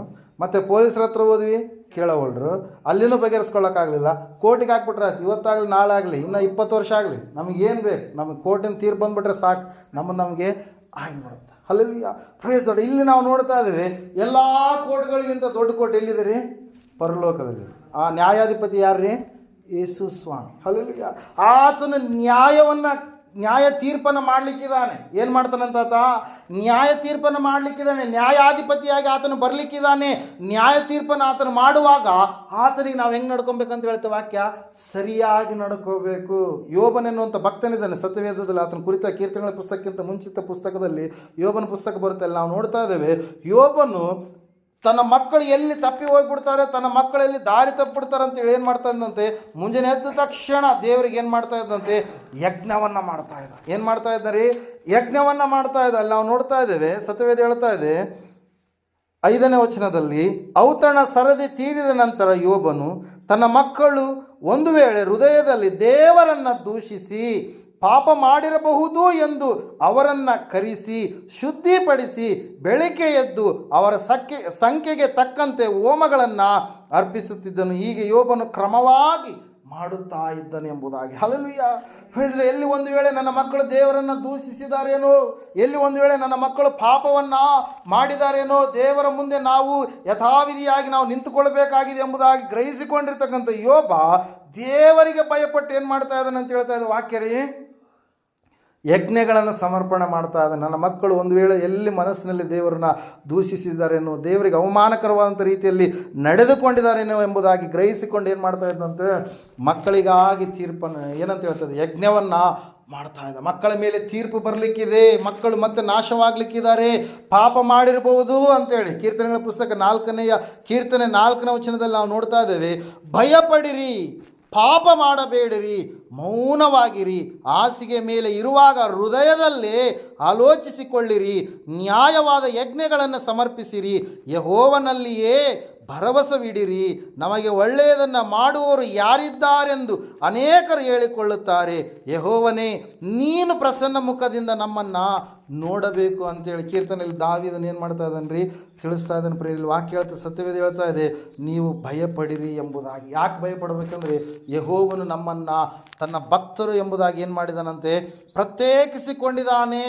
ನಾವು ಆತನ ಮಕ್ಕಳಾಗಿರುವಾಗ, ಆತನು ನಮ್ಮ ತಂದೆಯಾಗಿರುವಾಗ, ಆತನು ಕೆಲವೊಂದು ವಿಷಯಗಳಲ್ಲಿ ನಮ್ಮನ್ನು ಏನು ಮಾಡ್ತಾನೆ? ಕ್ಷಮಿಸ್ತಾನೆ. ಮಕ್ಕಳು ತಪ್ಪು ಮಾಡಿದಾಗ ನಾವೇನು ಮಾಡ್ತೀವಿ? ಕ್ಷಮಿಸ್ತೀವಿ. ಹಲ್ಲೆಲೂಯಾ. ಅದಕ್ಕಾಗಿ 8ನೇ ಅಧ್ಯಾಯ ರೋಮಾಪುರದಲ್ಲಿ ಬರೆದ ಪದಕ್ಕೆ 8ನೇ ವಚನದಲ್ಲಿ ನಾವು ನೋಡ್ತಾ ಇದ್ದೇವೆ. ಏನು ಹೇಳ್ತಾ ಇದೆ ಅಂತಂದರೆ, ಆದ ಕಾರಣ ಕ್ರಿಸ್ತ ಯೇಸುವಿನಲ್ಲಿ ಇರುವವರಿಗೆ ಈಗ ಯಾವ ಒಂದು ತೀರ್ಪು ಇಲ್ಲವೇ ಇಲ್ಲ ಎಂಬುದಾಗಿ. ಯಾಕೆ ಹೇಳ್ರಿ? ನಾವು ದೇವರನ್ನ ತಂದೆ ಎಂಬುದಾಗಿ, ಆತನೇ ನಮಗೆ ಸರ್ವೇಶ್ವರನ್ ಎಂಬುದಾಗಿ ನಾವು ಏನು ಮಾಡಿದೀವಿ ಅಂತ ಹೇಳ್ತಾ ಇದೆ ವಾಕ್ಯ ತಿಳಿಸ್ತಾ ಇದೆ ಪ್ರೇರೆ. ಇರುವವರಿಗೆ ಅಪರಾಧ ನಿರ್ಣಯ ಈಗ ಇಲ್ಲವೇ ಇಲ್ಲ. ಹಲ್ಲೆಲೂಯಾ. ಅಪರಾಧ ನಿರ್ಣಯ ಆದ್ರೇ ತೀರ್ಪು ಎನ್ನುವಂಥದ್ದು ಏನಾಗುತ್ತೆ? ಪ್ರಕಟ ಆಗುತ್ತೆ. ಆದರೆ ದೇವರು ಏನು ಮಾಡಿಬಿಟ್ಟಿದ್ದಾನೆ ಅಂತಂದರೆ, ಆತನು ನಮ್ಮ ಪಾಪವನ್ನೆಲ್ಲ ತನ್ನ ಮೇಲೆ ಏನು ಮಾಡಿದಾನೆ? ಆತ ಹೊತ್ತುಕೊಂಡಿದ್ದಾನೆ, ಭರಿಸಿದ್ದಾನೆ ಪ್ರೇಯರ್. ಅದಕ್ಕಾಗಿ ನಾವು ನೋಡ್ತಾ ಇದ್ದೇವೆ ದೇವ್ರ ವಾಕ್ಯ ಹೇಳ್ತಾ ಇದೆ ಸತ್ಯವಾಗಿ ಏನಂತ ಹೇಳಂತಂದರೆ, ಸತ್ಯವಾದ ಸ್ಪಷ್ಟವಾಗಿ ತಿಳಿಸ್ತಾ ಇದೆ ಏನಂತ ಹೇಳಂದರೆ, ದೇವರು ತೀರ್ಪು ಕೊಡ್ಲಿಕ್ಕಿದ್ದಾನೆ. ತೀರ್ಪು ಕೊಡ್ತಾ ಇದ್ದಾನಂತಂದರೆ ಆವತ್ತಿನ ದಿವಸ ಯಾರನ್ನು ಕೂಡ ಆತನ ಏನು ಮಾಡಲ್ಲ? ನೋಡಲ್ಲ. ಹಲ್ಲೆಲೂಯಾ. 5 ಜನ ಬುದ್ಧಿಯುಳ್ಳವರು, 5 ಜನ ಬುದ್ಧಿ ಇರಲಾರದು. ಹಲ್ಲೆಲೂಯಾ. 5 ಜನ ಬುದ್ಧಿಯುಳ್ಳವರು ಏನು ಮಾಡಿದ್ರಂತೆ? ಅವರು ದೇವರಿಗೆ ದಿನವೂ ಕೂಡ ಭಕ್ತಿಯನ್ನು ನಡೆದುಕೊಳ್ತಾ ಇದ್ರು. ಸೀಸನಲ್ ಭಕ್ತಿ ಮಾಡ್ತಾರೆ ಕೆಲವು ಜನರು. ಏನಂತಂದರೆ, ಆ ಒಂದು ತಿಂಗಳಿಗೆ ಮಾತ್ರ ಅವರು ಭಾಳ ಕಟ್ಟುನಿಟ್ಟಾಗಿರ್ತಾರೆ. ಉಳಿದ 11 ತಿಂಗಳು ಯದ್ವಾ ತದ್ವಾ ಜೀವಿಸ್ತಾ ಇರ್ತಾರೆ. ಹೆಂಗೆ ಜೀವಿಸ್ತಾ ಇರ್ತಾರೆ ರೀ? ಯದ್ವಾ ತದ್ವಾ. ಆ ಒಂದು ತಿಂಗಳು ಮಾತ್ರ ಬಾಬು ಏನು ಭಕ್ತಪ್ಪ ಇವರು ಅಮ್ಮಂಗ ಕಾಣಿಸ್ತಾ ಇರ್ತಾರೆ. ಹಲ್ಲೆಲೂಯಾ. ಆ ಒಂದು 40 ದಿವಸಗಳು ಮಾತ್ರ ಕೆಲವು ಜನರು ಬಹಳ ಉಪವಾಸದಲ್ಲಿರೋದೇನು, ಮಾಡೋದೇನು, ಅಳದೇನು, ಪ್ರಾರ್ಥನೆ ಮಾಡೋದೇನು, ದೇವರಿಗೆ ಕಾಣಿಕೆ ಕೊಡೋದೇನು, 40 ದಿವಸ ಆದಮೇಲೆ ಆಯಿತು. ಮತ್ತೇನು ಮಾಡ್ತಾರೆ? ಯಾವ ರೀತಿಯಾಗಿ ಪಾಪದ ರೀತಿಯಲ್ಲಿ ಜೀವಿಸ್ತಾ ಇರ್ತಾರೆ. ಅವ್ರ ಮಾತುಗಳು, ಅವರ ನಡತೆ, ಅವರ ಆಲೋಚನೆ ಎಲ್ಲವೂ ಕೂಡ ದೇವರ ವಿರುದ್ಧವಾದಂಥ ರೀತಿಯಲ್ಲಿರುತ್ತೆ. ಆ 40 ದಿವಸ ಮಾತ್ರ ಬಾಬು ಫಸ್ಟ್ ಎಕ್ಸಾಮ್ ಏನನ್ನು ಇಟ್ಟರಪ್ಪ ಅಂದ್ರೆ ಆಯ್ತು, ಇವರಿಗೆ ಫಸ್ಟ್ ಗ್ರೇಡ್ ಕೊಡ್ಬೇಕು, ಔಟ್ ಆಫ್ ಔಟ್ ತೊಗೊಂತ. ಯಾಕೆ ಹೇಳ್ರಿ? ಹಂಗೆ ಅವರು ಭಕ್ತಿ ಮಾಡ್ತಾ ಇರ್ತಾರೆ ಆ ಒಂದು 40 ದಿವಸ, ಆ ಒಂದು 30 ದಿವಸ. ಆಮೇಲೆ ಏನು ಮಾಡ್ತಾರೆ? ತಪ್ಪಿ ಹೋಗ್ತಾರೆ. ಆದರೆ ಇಲ್ಲಿ ನಾವು ನೋಡ್ತಾ ಇದ್ದೇವೆ, ಸತ್ಯವೇದ ಹೇಳ್ತಾ ಇದೆ, ನಾವು ದೇವರಿಗೆ ದಿನವೂ ಕೂಡ ನಾವು ದೇವರು ನಮ್ಮನ್ನು ನೋಡ್ತಾನೆ ಅಂತೇಳಿ ನಾವು ಜೀವಿಸೋರಾಗಬೇಕು. ಈ ಬುದ್ಧಿಯುಳ್ಳ ಕನ್ನಿಕೆಯರು ನಾವು ನೋಡ್ತಾ ಇದ್ದೇವೆ, ಅವರು ಒಂದು ದಿವಸ ಅಲ್ಲ, ಪ್ರತಿ ದಿವಸವೂ ಕೂಡ ದೇವರಿಗೆ ಭಯಪಟ್ಟು ಸಿದ್ಧರಾಗಿ ಜೀವಿಸ್ತಾ ಇದ್ದಾರೆ. ದೇವರು ಯಾವಾಗ ಬರ್ತಾನೋ ಗೊತ್ತಿಲ್ಲ, ಆದರೆ ಆತ ಬರ್ತೀನಂತ ಹೇಳಿದಾನಂದರೆ ಖಂಡಿತವಾಗಿ ಆತ ಬರ್ತಾನೆ. ನಾವು ಹೆಂಗಿರಬೇಕು? ಸಿದ್ಧರಾಗಿರ್ಬೇಕು. ಪ್ರತಿ ದಿವಸವೂ ಕೂಡ ಸಿದ್ಧರಾಗಿರ್ಬೇಕು. ದೇವರಿಗೆ ಸಡನ್ ಆಗಿ ಬಂದ್ರಂತಂದ್ರೆ ಏನಾಗುತ್ತೆ ಅಂತ ಹೇಳುತ್ತೆ ವಾಕ್ಯ. ಅಲ್ಲಿ ತುತ್ತೂರಿ ಧ್ವನಿ ಆದ ತಕ್ಷಣ ನಾವು ನೋಡ್ತಾ ಇದ್ದೇವೆ, ದೇವರನ್ನ ನಂಬಿದಂಥ ಮೊದಲು ನಂಬಿ ಸತ್ತು ಹೋದಂಥವ್ರು, ಅಂದರೆ ನಿದ್ರೆಗೆ ಜಾರಿದಂಥವ್ರು ಎಲ್ಲರೂ ಏನಾಗ್ತಾರಂತೆ? ಎಬ್ಬಿಸಲ್ಪಡ್ತಾರೆ. ಆಮೇಲೆ ಕಣ್ಣು ರೆಪ್ಪೆ ಬಡಿಯೋಷ್ಟರೊಳಗಡೆ ನಾವೆಲ್ಲರೂ ಕೂಡ ಎಲ್ಲಿಗೆ ಹೋಗ್ತೀವಿ? ಮಧ್ಯ ಆಕಾಶಕ್ಕೆ ಹೋಗ್ತಿದ್ದೇವೆ. ಇದು ನಿಜವಾಗಿ ಮುಂದೆ ನಡೆಯುವಂಥ ಚಾರಿತ್ರಾತ್ಮಕವಾದಂಥ ದೊಡ್ಡದಾದಂಥ ಒಂದು ಸಂಘಟನೆ ಆಗಿದೆ ಪ್ರಿಯರೇ. ಅದಕ್ಕೆ ಇಂಗ್ಲೀಷಲ್ಲಿ ರ್ಯಾಪ್ಚರ್ ಅಂತೇಳಿ ಕರಿತೀವಿ, ಕನ್ನಡದಲ್ಲಿ ಎತ್ತಲ್ಪಡುವಿಕೆ ಅಂತೇಳಿ ನಾವು ಅದನ್ನು ಕರಿತೀವಿ ಪ್ರಿಯರೇ. ಹಲ್ಲೆಲೂಯಾ. ಇಲ್ಲಿ ನಾವು ನೋಡ್ತಾ ಇದ್ದೇವೆ ಪ್ರಿಯರೇ, ಈ ಬುದ್ಧಿಯುಳ್ಳ ಕನ್ನಿಕೆಯರು ದಿನವೂ ಕೂಡ ದೇವರ ತೀರ್ಪು ಮುಂದೆ ಬರಲಿಕ್ಕಿದೆ, ನಾವು ಸಿದ್ಧರಾಗಿ ಇರಬೇಕಂತೇಳಿ ಏನು ಮಾಡ್ತಾ ಇದ್ದಾರೆ? ಅವರು ಜೀವಿಸ್ತಾ ಇರ್ತಾರೆ. ಉಳಿದಂಥ 5 ಜನ ಬುದ್ಧಿ ಇರಲಾರ್ದ್ರು ಏನು ಮಾಡ್ತಾ ಇದ್ದಾರೆ? ಅವಾಗವಾಗ ಭಕ್ತಿ ಮಾಡ್ತಾ ಇದ್ದಾರೆ, ಅವಾಗವಾಗ ಪ್ರಾರ್ಥನೆ ಮಾಡ್ತಾ ಇದ್ದಾರೆ, ಅವಾಗವಾಗ ಅವ್ರು ಏನು ಮಾಡ್ತಾ ಇದ್ದಾರೆ? ಸ್ವಲ್ಪ ಮಾಡೋದು, ಸ್ವಲ್ಪ ಬಿಡೋದು. ಸ್ವಲ್ಪ ಭಕ್ತಿಯ ವಿಷಯದಲ್ಲಿ ಭಾನುವಾರ ದೇವರ ಮಕ್ಕಳಾಗಿರೋದು, ಸೋಮವಾರದಿಂದ ಶನಿವಾರದವರೆಗೆ ದೇವರಿಗೆ ವಿರುದ್ಧವಾದಂಥ ಕಾರ್ಯಗಳನ್ನು ಮಾಡುವಂಥ ಆ ರೀತಿಯಾಗಿ ಅವರು ಜೀವಿಸ್ತಾ ಇದ್ದಾರೆ. ನಾವು ನೋಡ್ತಾ ಇದ್ದೇವೆ, ಸಿದ್ಧರಾದಂಥವರು ಅವರು ಯೇಸು ಸ್ವಾಮಿಯ ಸಂಗಡ, ಮದಲಿಂಗನ ಸಂಗಡ ಎಲ್ಲಿಗೆ ಹೋದ್ರಂತೆ? ಪರಲೋಕದ ಒಳಗಡೆ ಹೋದರು. ಸಿದ್ಧರಾಗಿರ್ಲಾರಂತವ್ರು ಬಂದು ಬಾಗಿಲನ್ನು ತಟ್ಟಿದ್ರು. ಸ್ವಾಮಿ ಕದವನ್ನು ತರದು ಹೇಳ್ತಾ ಇದ್ದಾರೆ, ನೀವು ಯಾರು ನನಗೆ ಗೊತ್ತಿಲ್ಲ. ಸ್ವಾಮಿ ಅನ್ನುವರೆಲ್ಲರೂ ಪರಲೋಕದ ರಾಜ್ಯದಲ್ಲಿ ಸೇರ್ತಾರಂತೇಳಿ ನೀವು ನೆನೆಸಬೇಡ್ರಿ. ತಂದೆಯ ಚಿತ್ತದಂತೆ ಯಾರು ನಡೆದುಕೊಳ್ತಾರೋ ಅವರೇ ಪರಲೋಕ ರಾಜ್ಯಕ್ಕೆ ಬಾಧ್ಯರು ಎಂಬುದಾಗಿ. ಹಲ್ಲೆಲೂಯಾ. ಇವತ್ತಿನ ದಿವಸ ದೇವರು ನ್ಯಾಯಾಧಿಪತಿಯಾಗಿ ಬರಲಿಕ್ಕಿದ್ದಾನೆ. ಆತನು ನಮ್ಮ ಕುರಿತಾಗಿ ಲೆಕ್ಕವನ್ನು ಕೇಳಲಿಕ್ಕಿದ್ದಾನೆ. ಅದಕ್ಕಾಗಿ ನ್ಯಾಯಾಧಿಪತಿ ಯೇಸು ಇದ್ದಾನೆ ಅಂತೇಳಿ ನಾವು ತಿಳಿದುಕೊಂಡು, ನಾವು ಗ್ರಹಿಸಿಕೊಂಡು ಏನು ಮಾಡ್ಬೇಕ್ರಿ? ಜೀವಿಸ್ಬೇಕು ಪ್ರೇರಿಲ್ಲ. ನಾವು ನೋಡ್ತಾ ಇದ್ದೇವೆ, ದೇವ್ರ ಮಕ್ಕಳಾದರೆ ನಮಗೆ ಯಾವ ಅಪರಾಧ ನಿರ್ಣಯ ಇಲ್ಲ. ಯಾಕಂದರೆ ನಮಗೆ ಡಿಫೆಂಡ್ ಲಾಯರ್ ಆಗಿ ಯಾರು ಇರ್ತಾರೆ ರೀ? ಯೇಸು ಸ್ವಾಮಿನೇ ಇರ್ತಾರೆ. ಹಲ್ಲೆಲೂಯಾ. ಲಾಯರ್ ನಮಗೆ ವಾದಿಸುವಂಥ ವಕೀಲನಾಗಿ ಇರುವಂಥವ್ರು ಯಾರು? ಏಸಪ್ಪನೇ. ಆ ಕಡೆ ಸೈತಾನ್ ಬಂದು ಅನೇಕ ಹೇಳ್ತಾನೆ, ನೀನು ಏನು ಹೇಳಿದ್ರೆ ಕೇಳಲ್ಲ, ನನ್ನ ಮಗಳು ಆಕೆ ನನಗೆ ಸರಿಯಾಗಿ ನಡೆದುಕೊಳ್ತಾಳೆ ಅಂತೇಳಿ ಯೇಸು ಸ್ವಾಮಿ ಹೇಳಿದ್ರೆ ನಾವಿಲ್ಲಿ ಏನು ಮಾಡ್ತಾ ಇರ್ತೀವಿ? ಆ ಥರ ಅಲ್ಲಿ ನಮ್ಮ ಪರವಾಗಿ ವಾದಿಸಿದರೆ ನಾವಿಲ್ಲಿ ಏನು ಮಾಡ್ತೀವಿ ರೀ? ಅವ್ನು ಸೈತಾನ್ ಏನು ಹೇಳ್ತಾನೆ ಅದರಂಗೆ ಜೀವಿಸ್ತಾ ಇದ್ರಪ್ಪ ಅಂದ್ರೆ ಏನಾಗುತ್ತೆ ಹೇಳ್ರಿ? ದೇವರಿಗೆ ಅವಮಾನಕರವಾದಂಥ ಸ್ಥಿತಿಯಲ್ಲಿ ಜೀವಿಸಿದಂಥವ್ರು ಆಗ್ತೀವಿ. ಅದಕ್ಕಾಗಿ ನಮಗೆ ವಾದಿಸುವ ವಕೀಲನಾಗಿ ಯೇಸು ಇದ್ದಾನೆ. ವಾದಿಸುವ ವಕೀಲನೆಂಬುದಾಗಿ ಆತನನ್ನು ಸತ್ಯವೇದ ಕರೀತಾ ಇದೆ. ನಮ್ಮ ಪರವಾಗಿ ಆತನು ವಾದಿಸ್ತಾ ಇದೆ, ನಮ್ಮ ಪರವಾಗಿ ಆತನು ತನ್ನ ಪ್ರಾಣವನ್ನು ಕೊಟ್ಟಿದ್ದಾನೆ. ನಮಗೆ ತೀರ್ಪು ಕೊಡುವುದಕ್ಕಾಗಿ ಆತನು ಬರ್ತಾನೆ. ನಮಗೆ ದೇವರು ನಂಬಿದಂಥ ಮಕ್ಕಳಿಗೆ ಬಹುಮಾನಗಳನ್ನು ಆತನು ಕೊಡ್ತಾನೆ. ನಂಬಲಾರದಂಥ ಎಲ್ಲ ಮನುಷ್ಯರಿಗೆ ಅವರ ಒಂದು ನಾವು ನೋಡ್ತಾ ಇದ್ದೇವೆ, ಜೀವಬಾಧ್ಯರ ಪಟ್ಟಿಯಲ್ಲಿ ಯಾರ್ಯಾರ ಹೆಸರು ಕಂಡು ಬರೋದಿಲ್ವೋ ಅವರಿಗೆ ಏನು ಮಾಡುತ್ತೆ? ಅವರ ಕೃತ್ಯಗಳ ಪ್ರಕಾರವಾಗಿ ನ್ಯಾಯ ತೀರ್ಪು ಆಗಲಿಕ್ಕಿದೆ ಪ್ರೇರೆ. ಮುಂದೆ ಈ ಘಟನೆ ನಡೀಲಿಕ್ಕಿದೆ. ಅದಕ್ಕಾಗಿ ನಾವು ಏನಾಗಬೇಕು? ಸಿದ್ಧರಾಗಿರಬೇಕು. ದೇವರು ಕೆಲವೊಬ್ಬರಿಗೆ ತಲಾಂತಗಳನ್ನು ಕೊಟ್ಟಿರ್ತಾನೆ, ದೇವರ ರಾಜ್ಯಕ್ಕಾಗಿ ವಿನಿಯೋಗ ಮಾಡಲಿ ಅಂತೇಳಿ. ಕೆಲವೊಬ್ಬರಿಗೆ ಏನ್ರಿ ಅವ್ರು ಪ್ರಾರ್ಥನೆ ಮಾಡಿದ್ರೆ ಅದ್ಭುತಗಳು ನಡೀತವೆ. ಕೆಲವೊಬ್ರು ಅವ್ರು ಆಡೋದಕ್ಕಾಗಿ ಒಳ್ಳೆಯ ಸ್ವರವನ್ನು ಕೊಟ್ಟಿರ್ತಾನೆ. ಕೆಲವೊಬ್ಬರಿಗೆ ನಾವು ನೋಡ್ತಾ ಇದ್ದೇವೆ, ದೇವ್ರ ವಾಕ್ಯ ಹೇಳ್ತಾ, ಸತ್ಯವೇದ ಹೇಳ್ತಾ ಇದೆ, ಅವರು ಯಾರಿಗಾದ್ರೂ ದೇವರ ಸುವಾರ್ತೆಯನ್ನು ತಿಳಿಸಿದಾಗ ಬೇಗನೆ ಆತ್ಮವನ್ನು ಗೆಲ್ಲುವಂಥ ವರವನ್ನು ಕೆಲವರಿಗೆ ಕೊಟ್ಟಿರ್ತಾನೆ. ಕೆಲವೊಬ್ಬರಿಗೆ ಇಲ್ಲ, ನಾನು ದೇವರಿಗೋಸ್ಕರವಾಗಿ ರಾಜ್ಯಕ್ಕಾಗಿ ನಾನು ತವಕ ಪಡಬೇಕು, ನನ್ನಿಂದ ಮಾಡೋಕ್ಕಾಗ್ತಾ ಇಲ್ಲ, ಮಾಡ್ತಾ ಇದ್ದಾರೆ, ಅವರಿಗೆ ನಾನು ಸಹಾಯಕರಾಗಿ ನಿಂತುಕೊಳ್ಬೇಕೆನ್ನುವಂಥ ತಲಾಂತಗಳನ್ನು ಕೆಲವರಿಗೆ ಕೊಟ್ಟಿರ್ತಾರೆ. ಆ ಸಮಯದಲ್ಲಿ ನಾವು ಹೆಂಗಿರಬೇಕು, ನಮ್ಮ ಕೊಟ್ಟಿರ್ತಕ್ಕಂಥ ತಲಾಂತನ್ನು ನಮ್ಮ ಉಸಿರಿರೋವರೆಗೂ ಕೂಡ ಅದನ್ನು ಅರ್ಧದಲ್ಲಿ ಬಿಡಬಾರ್ದು. ನಾವು ಮುಂದೆ ಅದಕ್ಕೆ ಮಾಡ್ಕೊಂತ ಹೋದರೆ ನಮ್ಮ ವಾಕ್ಯದಲ್ಲಿ, ದೇವ್ರ ವಾಕ್ಯದಲ್ಲಿ ನಾವು ನೋಡ್ತಾ ಇದ್ದೇವೆ, ಆ ತಲಾಂತಗಳನ್ನು ಕೊಟ್ಟಂಥ ದೇವರು ಅಲ್ಲೇ ನಮ್ಮನ್ನು ನಿಲ್ಲಿಸೋದಿಲ್ಲ, ಮತ್ತೊಂದು ಸ್ಥಾನದ ಕಡೆಗೆ ನಮ್ಮನ್ನು ನಡೆಸ್ತಾರೆ. ಈ 3 ವ್ಯಕ್ತಿಗಳನ್ನು ದೇವರು ಕರೆದ್ರು, ಅವರಿಗೆ ಹಣವನ್ನು ಕೊಟ್ಟು ನಾನು ಬೇರೊಂದು ದೇಶಕ್ಕೆ ಹೋಗಿ ಬರ್ತೀನಿ, ಹೋಗಿ ಬರೋದ್ರೊಳಗಡೆ ಆಗಿ ನೀವು ಇದನ್ನು ದುಡಿಸ್ರಿ ಅಂತೇಳಿ. ಹಲ್ಲೆಲೂಯಾ. 2 ವ್ಯಕ್ತಿಗಳು ದುಡಿದ್ರು, ಅದನ್ನು ಏನು ಮಾಡಿದ್ರು, ಇನ್ವೆಸ್ಟ್ಮೆಂಟ್ ಮಾಡಿದಂಥ ಸಮಯದಲ್ಲಿ ಆ ಹಣದಿಂದ ಅವ್ರಿಗೆ ಏನು ಮಾಡ್ತೀರಿ, ಹೆಚ್ಚಿನ ಹಣ ಎನ್ನುವಂಥದ್ದು ಬಂತು. ಒಬ್ಬ ವ್ಯಕ್ತಿ ಅದರಲ್ಲಿದ್ದ, ಆ ವ್ಯಕ್ತಿ ಏನು ಮಾಡಿದಂತೆ, ನಾನು ಒಂದು ವೇಳೆ ನನ್ನ ದಣಿ ಭಾಳ ಕಠಿಣನಾಗಿದ್ದಾನೆ, ಈತನ್ನು ನಾನು ಬಿತ್ತಿದ್ರೆ ಬೆಳೆ ಬರಲಾರಂಗಿದ್ರೆ ಏನು ಮಾಡ್ತಾನೆ, ನನ್ನ ಎಲ್ಲಿ ಏನಾದರೂ ಸಾಯಿಸ್ಬಿಡ್ತಾನೇನೋ ಅಂತೇಳಿ ಭಯಪಟ್ಟು ಏನು ಮಾಡಿದಂತೆ, ಮನೆ ಒಳಗಡೆ ತಲೆದಿಂಬಿರುತ್ತಲ್ವ, ಆ ಹಾಸಿಗೆಯಲ್ಲಿ ಬಚ್ಚಿಟ್ನಂತೆ. ಇನ್ನೊಂದು ಕಡೆಗೆ ನಾವು ನೋಡ್ತಾ ಇದ್ದೇವೆ, ಮಣ್ಣಿನಲ್ಲಿ ಏನು ಮಾಡಿದಂತೆ, ಬಚ್ಚಿಟ್ನಂತೆ. ಹಲ್ಲೆಲೂಯಾ. ಅವಾಗ ಬಂದ ನ್ಯಾಯಾಧಿಪತಿ ಬಂದು ಕೇಳ್ತಾ ಇದ್ದಾನೆ, ದಣಿ ಬಂದು ಕೇಳ್ತಾ ಇದ್ದಾನೆ. ಆ 2 ವ್ಯಕ್ತಿಗಳು ಏನು ಮಾಡಿದ್ರಂತೆ, ಸ್ವಾಮಿ ನೀನು ನಮಗೆ ಇಷ್ಟು ಕೊಟ್ಟಿದ್ದಲ್ಲ, ನಾವು ಇಷ್ಟು ಸಂಪಾದಿಸಿದ್ವಿ, 5 ಕೊಟ್ಟಿದ್ದೆ 10 ಸಂಪಾದಿಸಿದ್ವಿ, 2 ಕೊಟ್ಟಿದ್ದಿ 3 ಕೊಟ್ಟಿದ್ದಿ, ನೀನು 6 ಸಂಪಾದಿಸಿದ್ವಿ. ಆದರೆ ಈ ವ್ಯಕ್ತಿ, 1 ಕೊಟ್ಟಂಥ ವ್ಯಕ್ತಿ ಹೇಳ್ತಾ ಇದ್ದಾನೆ, ನೀನು 1 ಕೊಟ್ಟಿದ್ದೆಪ್ಪ, ನಾನು ಏನು ಸಂಪಾದನೆ ಮಾಡಲಿಲ್ಲ, ನೀನು ಬಿತ್ತದೇ ಇರುವುದಲ್ಲಿ ನೀನು ರಾಶಿ ಮಾಡ್ಕೊಳ್ತೀನಿ ಅಂತ ಹೇಳ್ತೀನಿ. ಬಿತ್ತೇ ಇಲ್ಲ, ರಾಶಿ ಮಾಡೋಕ್ಕಾಗತ್ತಾ? ನೀನು ಅಷ್ಟು ಕಠಿಣ ಅಂತೇಳಿ ನಿನ್ನ ಬಾಯಿ ನೀನು ಹೇಳಿದೆಯಲ್ಲಪ್ಪ, ನಾನು ಇಷ್ಟು ಕಠಿಣ ಆದಮೇಲೆ ನೀನು ಯಾವುದಾದ್ರೂ ಒಬ್ಬ ವ್ಯಕ್ತಿಗೆ ನೀನೇನು ಕೊಡ್ಬೋದಾಗಿತ್ತು, ಇಂಟ್ರೆಸ್ಟಿಗೆ ಬಡ್ಡಿಗೆ ಕೊಡ್ಬೋದಾಗಿತ್ತಲ್ಲ ಹಣ. ಬಂದು ನಾನು ಇಷ್ಟು ಕಠಿಣ ಅಂತ ಹೇಳ್ತೀಯಲ್ಲ, ಕಠಿಣನಾಗಿರ್ತಕ್ಕಂಥ ನಾನು ಆ ವ್ಯಕ್ತಿಯ ಬಳಿಯಲ್ಲಿ ಏನು ಮಾಡ್ತಿದ್ದೆ, ವಸೂಲಿ ಮಾಡಿಕೊಳ್ತಾ ಇದ್ದೆ ಅಂತೇಳಿ. ಅಂದರೆ ಈ ವ್ಯಕ್ತಿ ಏನು ಮಾಡಿದಾನ್ರಿ, ದೇವರು ತನಗೆ ಕೊಟ್ಟಿರ್ತಕ್ಕಂಥ ತಲಾಂತಗಳನ್ನು ಏನು ಮಾಡಿದ್ದಾನೆ, ನಿರಾಕರಣೆ ಮಾಡಿದ್ದಾನೆ. ದೇವರು ತನಗೆ ಕೊಟ್ಟಿರ್ತಕ್ಕಂಥ ತಲಾಂತಗಳನ್ನು ಏನು ಮಾಡಿದ್ದಾನೆ, ದುರುಪಯೋಗ ಪಡಿಸಿಕೊಂಡಿದ್ದಾನೆ. ಅವನು ಏನು ದೇವರ ಒಂದು ಸನ್ನಿಧಾನದಲ್ಲಿ ಬೆಳಗಬೇಕಾಗಿತ್ತು, ಬೆಳಗುವಂಥ ದೀಪದೋಪಾದಿಯಲ್ಲಿ ಇರಬೇಕಾಗಿತ್ತು, ಆದರೆ ಅವನೇನಾಗಲಿಲ್ಲ, ಬೆಳೆಯಲಿಲ್ಲ. ಅಲ್ಲಿ ನಾವು ನೋಡ್ತಾ ಇದ್ದೇವೆ, ಇವನನ್ನು ಕತ್ತಲೆ ಕೋಣೆಗೆ ಹಾಕಿರಿ, ಇವನು ನನ್ನ ಮೇಲೆಯೇ ದೂರನ್ನು ಹೇಳ್ತಾ ಇದ್ದಾನೆ ಅಂತೇಳಿ ದೇವರು ವಾಕ್ಯದಲ್ಲಿ ನಾವು ನೋಡ್ತಾ ಇದ್ದೇವೆ. 25ನೇ ಅಧ್ಯಾಯದಲ್ಲಿ ಸತ್ಯವೇದ ಹೇಳ್ತಾ ಇದೆ ಸ್ಪಷ್ಟವಾಗಿ, ಪ್ರಿಯರೇ, ಅವನನ್ನು ಕತ್ತಲೆ ಕೋಣೆಗೆ ಹಾಕಿದ್ರು. ಅದಕ್ಕಾಗಿ ದೇವರಿಗಾಗಿ ನಾವು ಸಿದ್ಧರಾಗಿರಬೇಕು. ದೇವರ ತಲಾಂತಗಳನ್ನು ನಾವು ಒಳ್ಳೆಯ ರೀತಿಯಲ್ಲಿ ದೇವರ ರಾಜ್ಯಕ್ಕಾಗಿ ವಿನಿಯೋಗ ಮಾಡುವಂಥವ್ರಾಗಬೇಕು. ಕ್ರಿಸ್ತ ಯೇಸುವಿನಲ್ಲಿ ಸತ್ಕಾರ್ಯಗಳನ್ನು ಮಾಡುವಂಥವ್ರು ಕೂಡ ನಾವು ಆಗಬೇಕು. ದಣಿದವರಿಗೆ, ಬಳಲಿದವರಿಗೆ ನಾವು ನೀರನ್ನು ಕೊಡಬೇಕು, ಹಸಿದವರಿಗೆ ಅನ್ನವನ್ನು ಕೊಡುವವರಾಗಬೇಕು, ಬಟ್ಟೆ ಇರಲಾರ್ದವ್ರಿಗೆ ಬಟ್ಟೆಯನ್ನು ಕೊಡುವಂಥವ್ರು ಆಗಬೇಕು. ಅದು ಯಾರಿಗೆ ಮಾಡಿದಂಗೆ ಅಂತ ಹೇಳ್ತು ವಾಕ್ಯ, ದೇವರಿಗೆ ಮಾಡಿದಂಗೆ. ಯಾರಿಗೆ ಮಾಡಿದಂಗೆ ಅದು, ದೇವರಿಗೆ ಮಾಡಿದಂಗೆ. ಕೆಲವೊಬ್ಬರಿಗೆ ಭಾಳ ನಿರ್ಲಕ್ಷ್ಯಕ್ಕೆ ಒಳಗಾದಂಥವ್ರು ಇರ್ತಾರೆ, ಅಂಥವ್ರಿಗೆ ನಾವು ಸಹಾಯ ಮಾಡುವಂಥವ್ರು ಆಗಬೇಕು. Hallelujah, praise. ಅದಕ್ಕಾಗಿ ನಾವು ನೋಡ್ತಾ ಸತ್ಯವೇದ ಹೇಳ್ತಾ ಇದ್ದ ಪ್ರಿಯರೇ, ಈ ರೀತಿಯಾಗಿ ನಾವು ಮಾಡುವಾಗ ನಾವು ನೋಡ್ತಾ ಇದ್ದೀವಿ, ಕರುಣೆ ಎನ್ನುವಂಥದ್ದು ನ್ಯಾಯ ತೀರ್ಮಾನದಲ್ಲಿ ಏನಾಗುತ್ತಂತೆ, ಗೆದ್ದು ಹಿಗ್ಗುತ್ತದೆ. ನೀನು ಇಷ್ಟು ಕರುಣೆ ತೋರಿಸಿದೀಯಪ್ಪ ಅಂತೇಳಿ ಕರುಣೆನೇ ದೇವರ ಸಂಗಡ ಆವತ್ತಿನ ದಿವಸ ಮಾತಾಡುವಾಗ ಆ ಒಂದು ಕರುಣೆಯ ನಿಮಿತ್ತವಾಗಿ ದೇವರು ನಮ್ಮನ್ನು ಏನು ಮಾಡ್ತಾನೆ ರೀ, ಅವನು ತನ್ನ ರಾಜ್ಯದಲ್ಲಿ ಏನು ಮಾಡ್ತಾನೆ, ಸೇರಿಸಿಕೊಳ್ತಾನೆ. ಪ್ರಿಯರು, ಅದಕ್ಕಾಗಿ ನಾವು ದೇವರಿಗೆ ಯಾಕೆ ಭಯಪಡಬೇಕಂತಂದರೆ, ದೇವರು ನಮ್ಮನ್ನು ನೋಡ್ತಾನೆ. ನಮಗೆ ನಮ್ಮ ಜೀವಿತದಲ್ಲಿ ಆತನಿಗೆ ಗೊತ್ತಿರಲಾರ್ದಂಥ ಒಂದುದಿಲ್ಲ.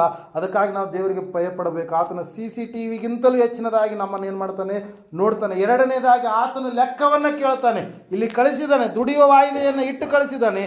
ಈ ಲೋಕದಲ್ಲಿ ನಾವು ಆತನಿಗೆ ಯಾವ ರೀತಿಯಾಗಿ ನಡೆದುಕೊಂಡಿದ್ದೀವಿ, ಒಂದು ದಿವಸ ದೇವರಿಗೆ ಕೊಟ್ಟಿದ್ದೀವಾ, ಹಲ್ಲೆಲೂಯಾ, ದೇವರ ಕಾರ್ಯಗಳನ್ನು ಮಾಡುವಂಥವ್ರಾಗಿದ್ದೀವಾ ಅಂತೇಳಿ ಆತನ ಏನು ಮಾಡಿದ್ದಾನೆ, ಲೆಕ್ಕವನ್ನು ಕೇಳ್ತಾನೆ.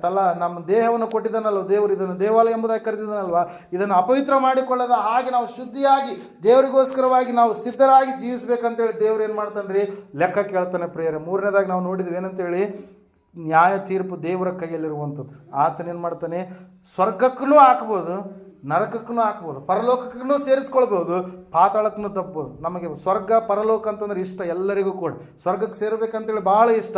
ಆದರೆ ನ್ಯಾಯಾಧಿಪತಿ ಆಗಿರ್ತಕ್ಕಂಥ ದೇವರಿಗೆ ಭಯಪಡಲಾರದೆ ನಾವು ಜೀವಿಸಿದ್ರೆ, ಆತನು ಹೇಳಿದಂಥ ಮಾರ್ಗದಲ್ಲಿ ನಾವು ನಡಿಲಾರದೆ ಇದ್ದರೆ ನಾವು ಏನಾಗ್ತೀವಿ ರೀ, ಏನಾಗ್ತೀವಿ, ಪಾತಾಳಕ್ಕೆ ಹೋಗ್ತೀವಿ, ನರಕಕ್ಕೆ ಹೋಗ್ತೀವಿ. ಅದಕ್ಕಾಗಿ ನಾವು ನ್ಯಾಯಾಧಿಪತಿಗೆ ನಾವು ಭಯಪಡುವವರು ಆಗಬೇಕು. ಯಾಕಂದರೆ ಆತನು ನ್ಯಾಯವನ್ನು ತೀರಿಸುವಂಥ ದೇವರಾಗಿದ್ದಾನೆ. ಈ 3 ಸಂಗತಿಗಳನ್ನು ನಾವು ನೆನಪಲ್ಲಿ ಇಟ್ಕೊಳ್ಳೋಣ. ಸಂಪೂರ್ಣವಾಗಿ ದೇವರಿಗೆ ನಾವು ವಿಧೇಯತೆಯುಳ್ಳವರಾಗಿ, ದೇವರಿಗೆ ನಾವು ಭಯಪಡುವವರಾಗೋಣ. ದೇವರು ನಮ್ಮನ್ನು ನೋಡ್ತಾನೆ ಅಂತೇಳಿ ಭಯಪಡೋಣ, ದೇವ್ರ ಲೆಕ್ಕ ಕೇಳ್ತಾನೆ ಅಂತೇಳಿ ಭಯಪಡೋಣ. ದೇವ್ರ ನ್ಯಾಯಾಧಿಪತಿಯಾಗಿ ನಮಗೆ ಪರಲೋಕವನ್ನಾದರೂ ಪಾತಾಳವನ್ನಾದರೂ ಕೂಡ ಸೇರಿಸಲು ಶಕ್ತನಾದಂಥ ದೇವರು ಅಂತೇಳಿ ನಾವು ಭಯಪಡೋಣ. ದೇವರ ಮಕ್ಕಳಿಗೆ ಪಾತಾಳ ಇಲ್ಲ, ದೇವರ ಮಕ್ಕಳಿಗೆ ಏನಿದೆ? ಪರಲೋಕ ಇದೆ. ಅದನ್ನು ನಾವು ನೋಡ್ತಾ ಇದ್ದೀವಿ. ಸತ್ಯವೇದ ಸ್ಪಷ್ಟವಾಗಿ ಹೇಳ್ತಾ ಇದೆ. ಅದಕ್ಕಾಗಿ ನಾವು ದೇವರನ್ನು ನಂಬಿದವರಾಗಿದೆ. ಈ ಸಮಯದಲ್ಲಿ ನಾವೆಲ್ಲರೂ ಎದ್ದು ನಿಂತ್ಕೊಳ್ಳೋಣ, ಪ್ರಾರ್ಥನೆ ಮಾಡೋಣ.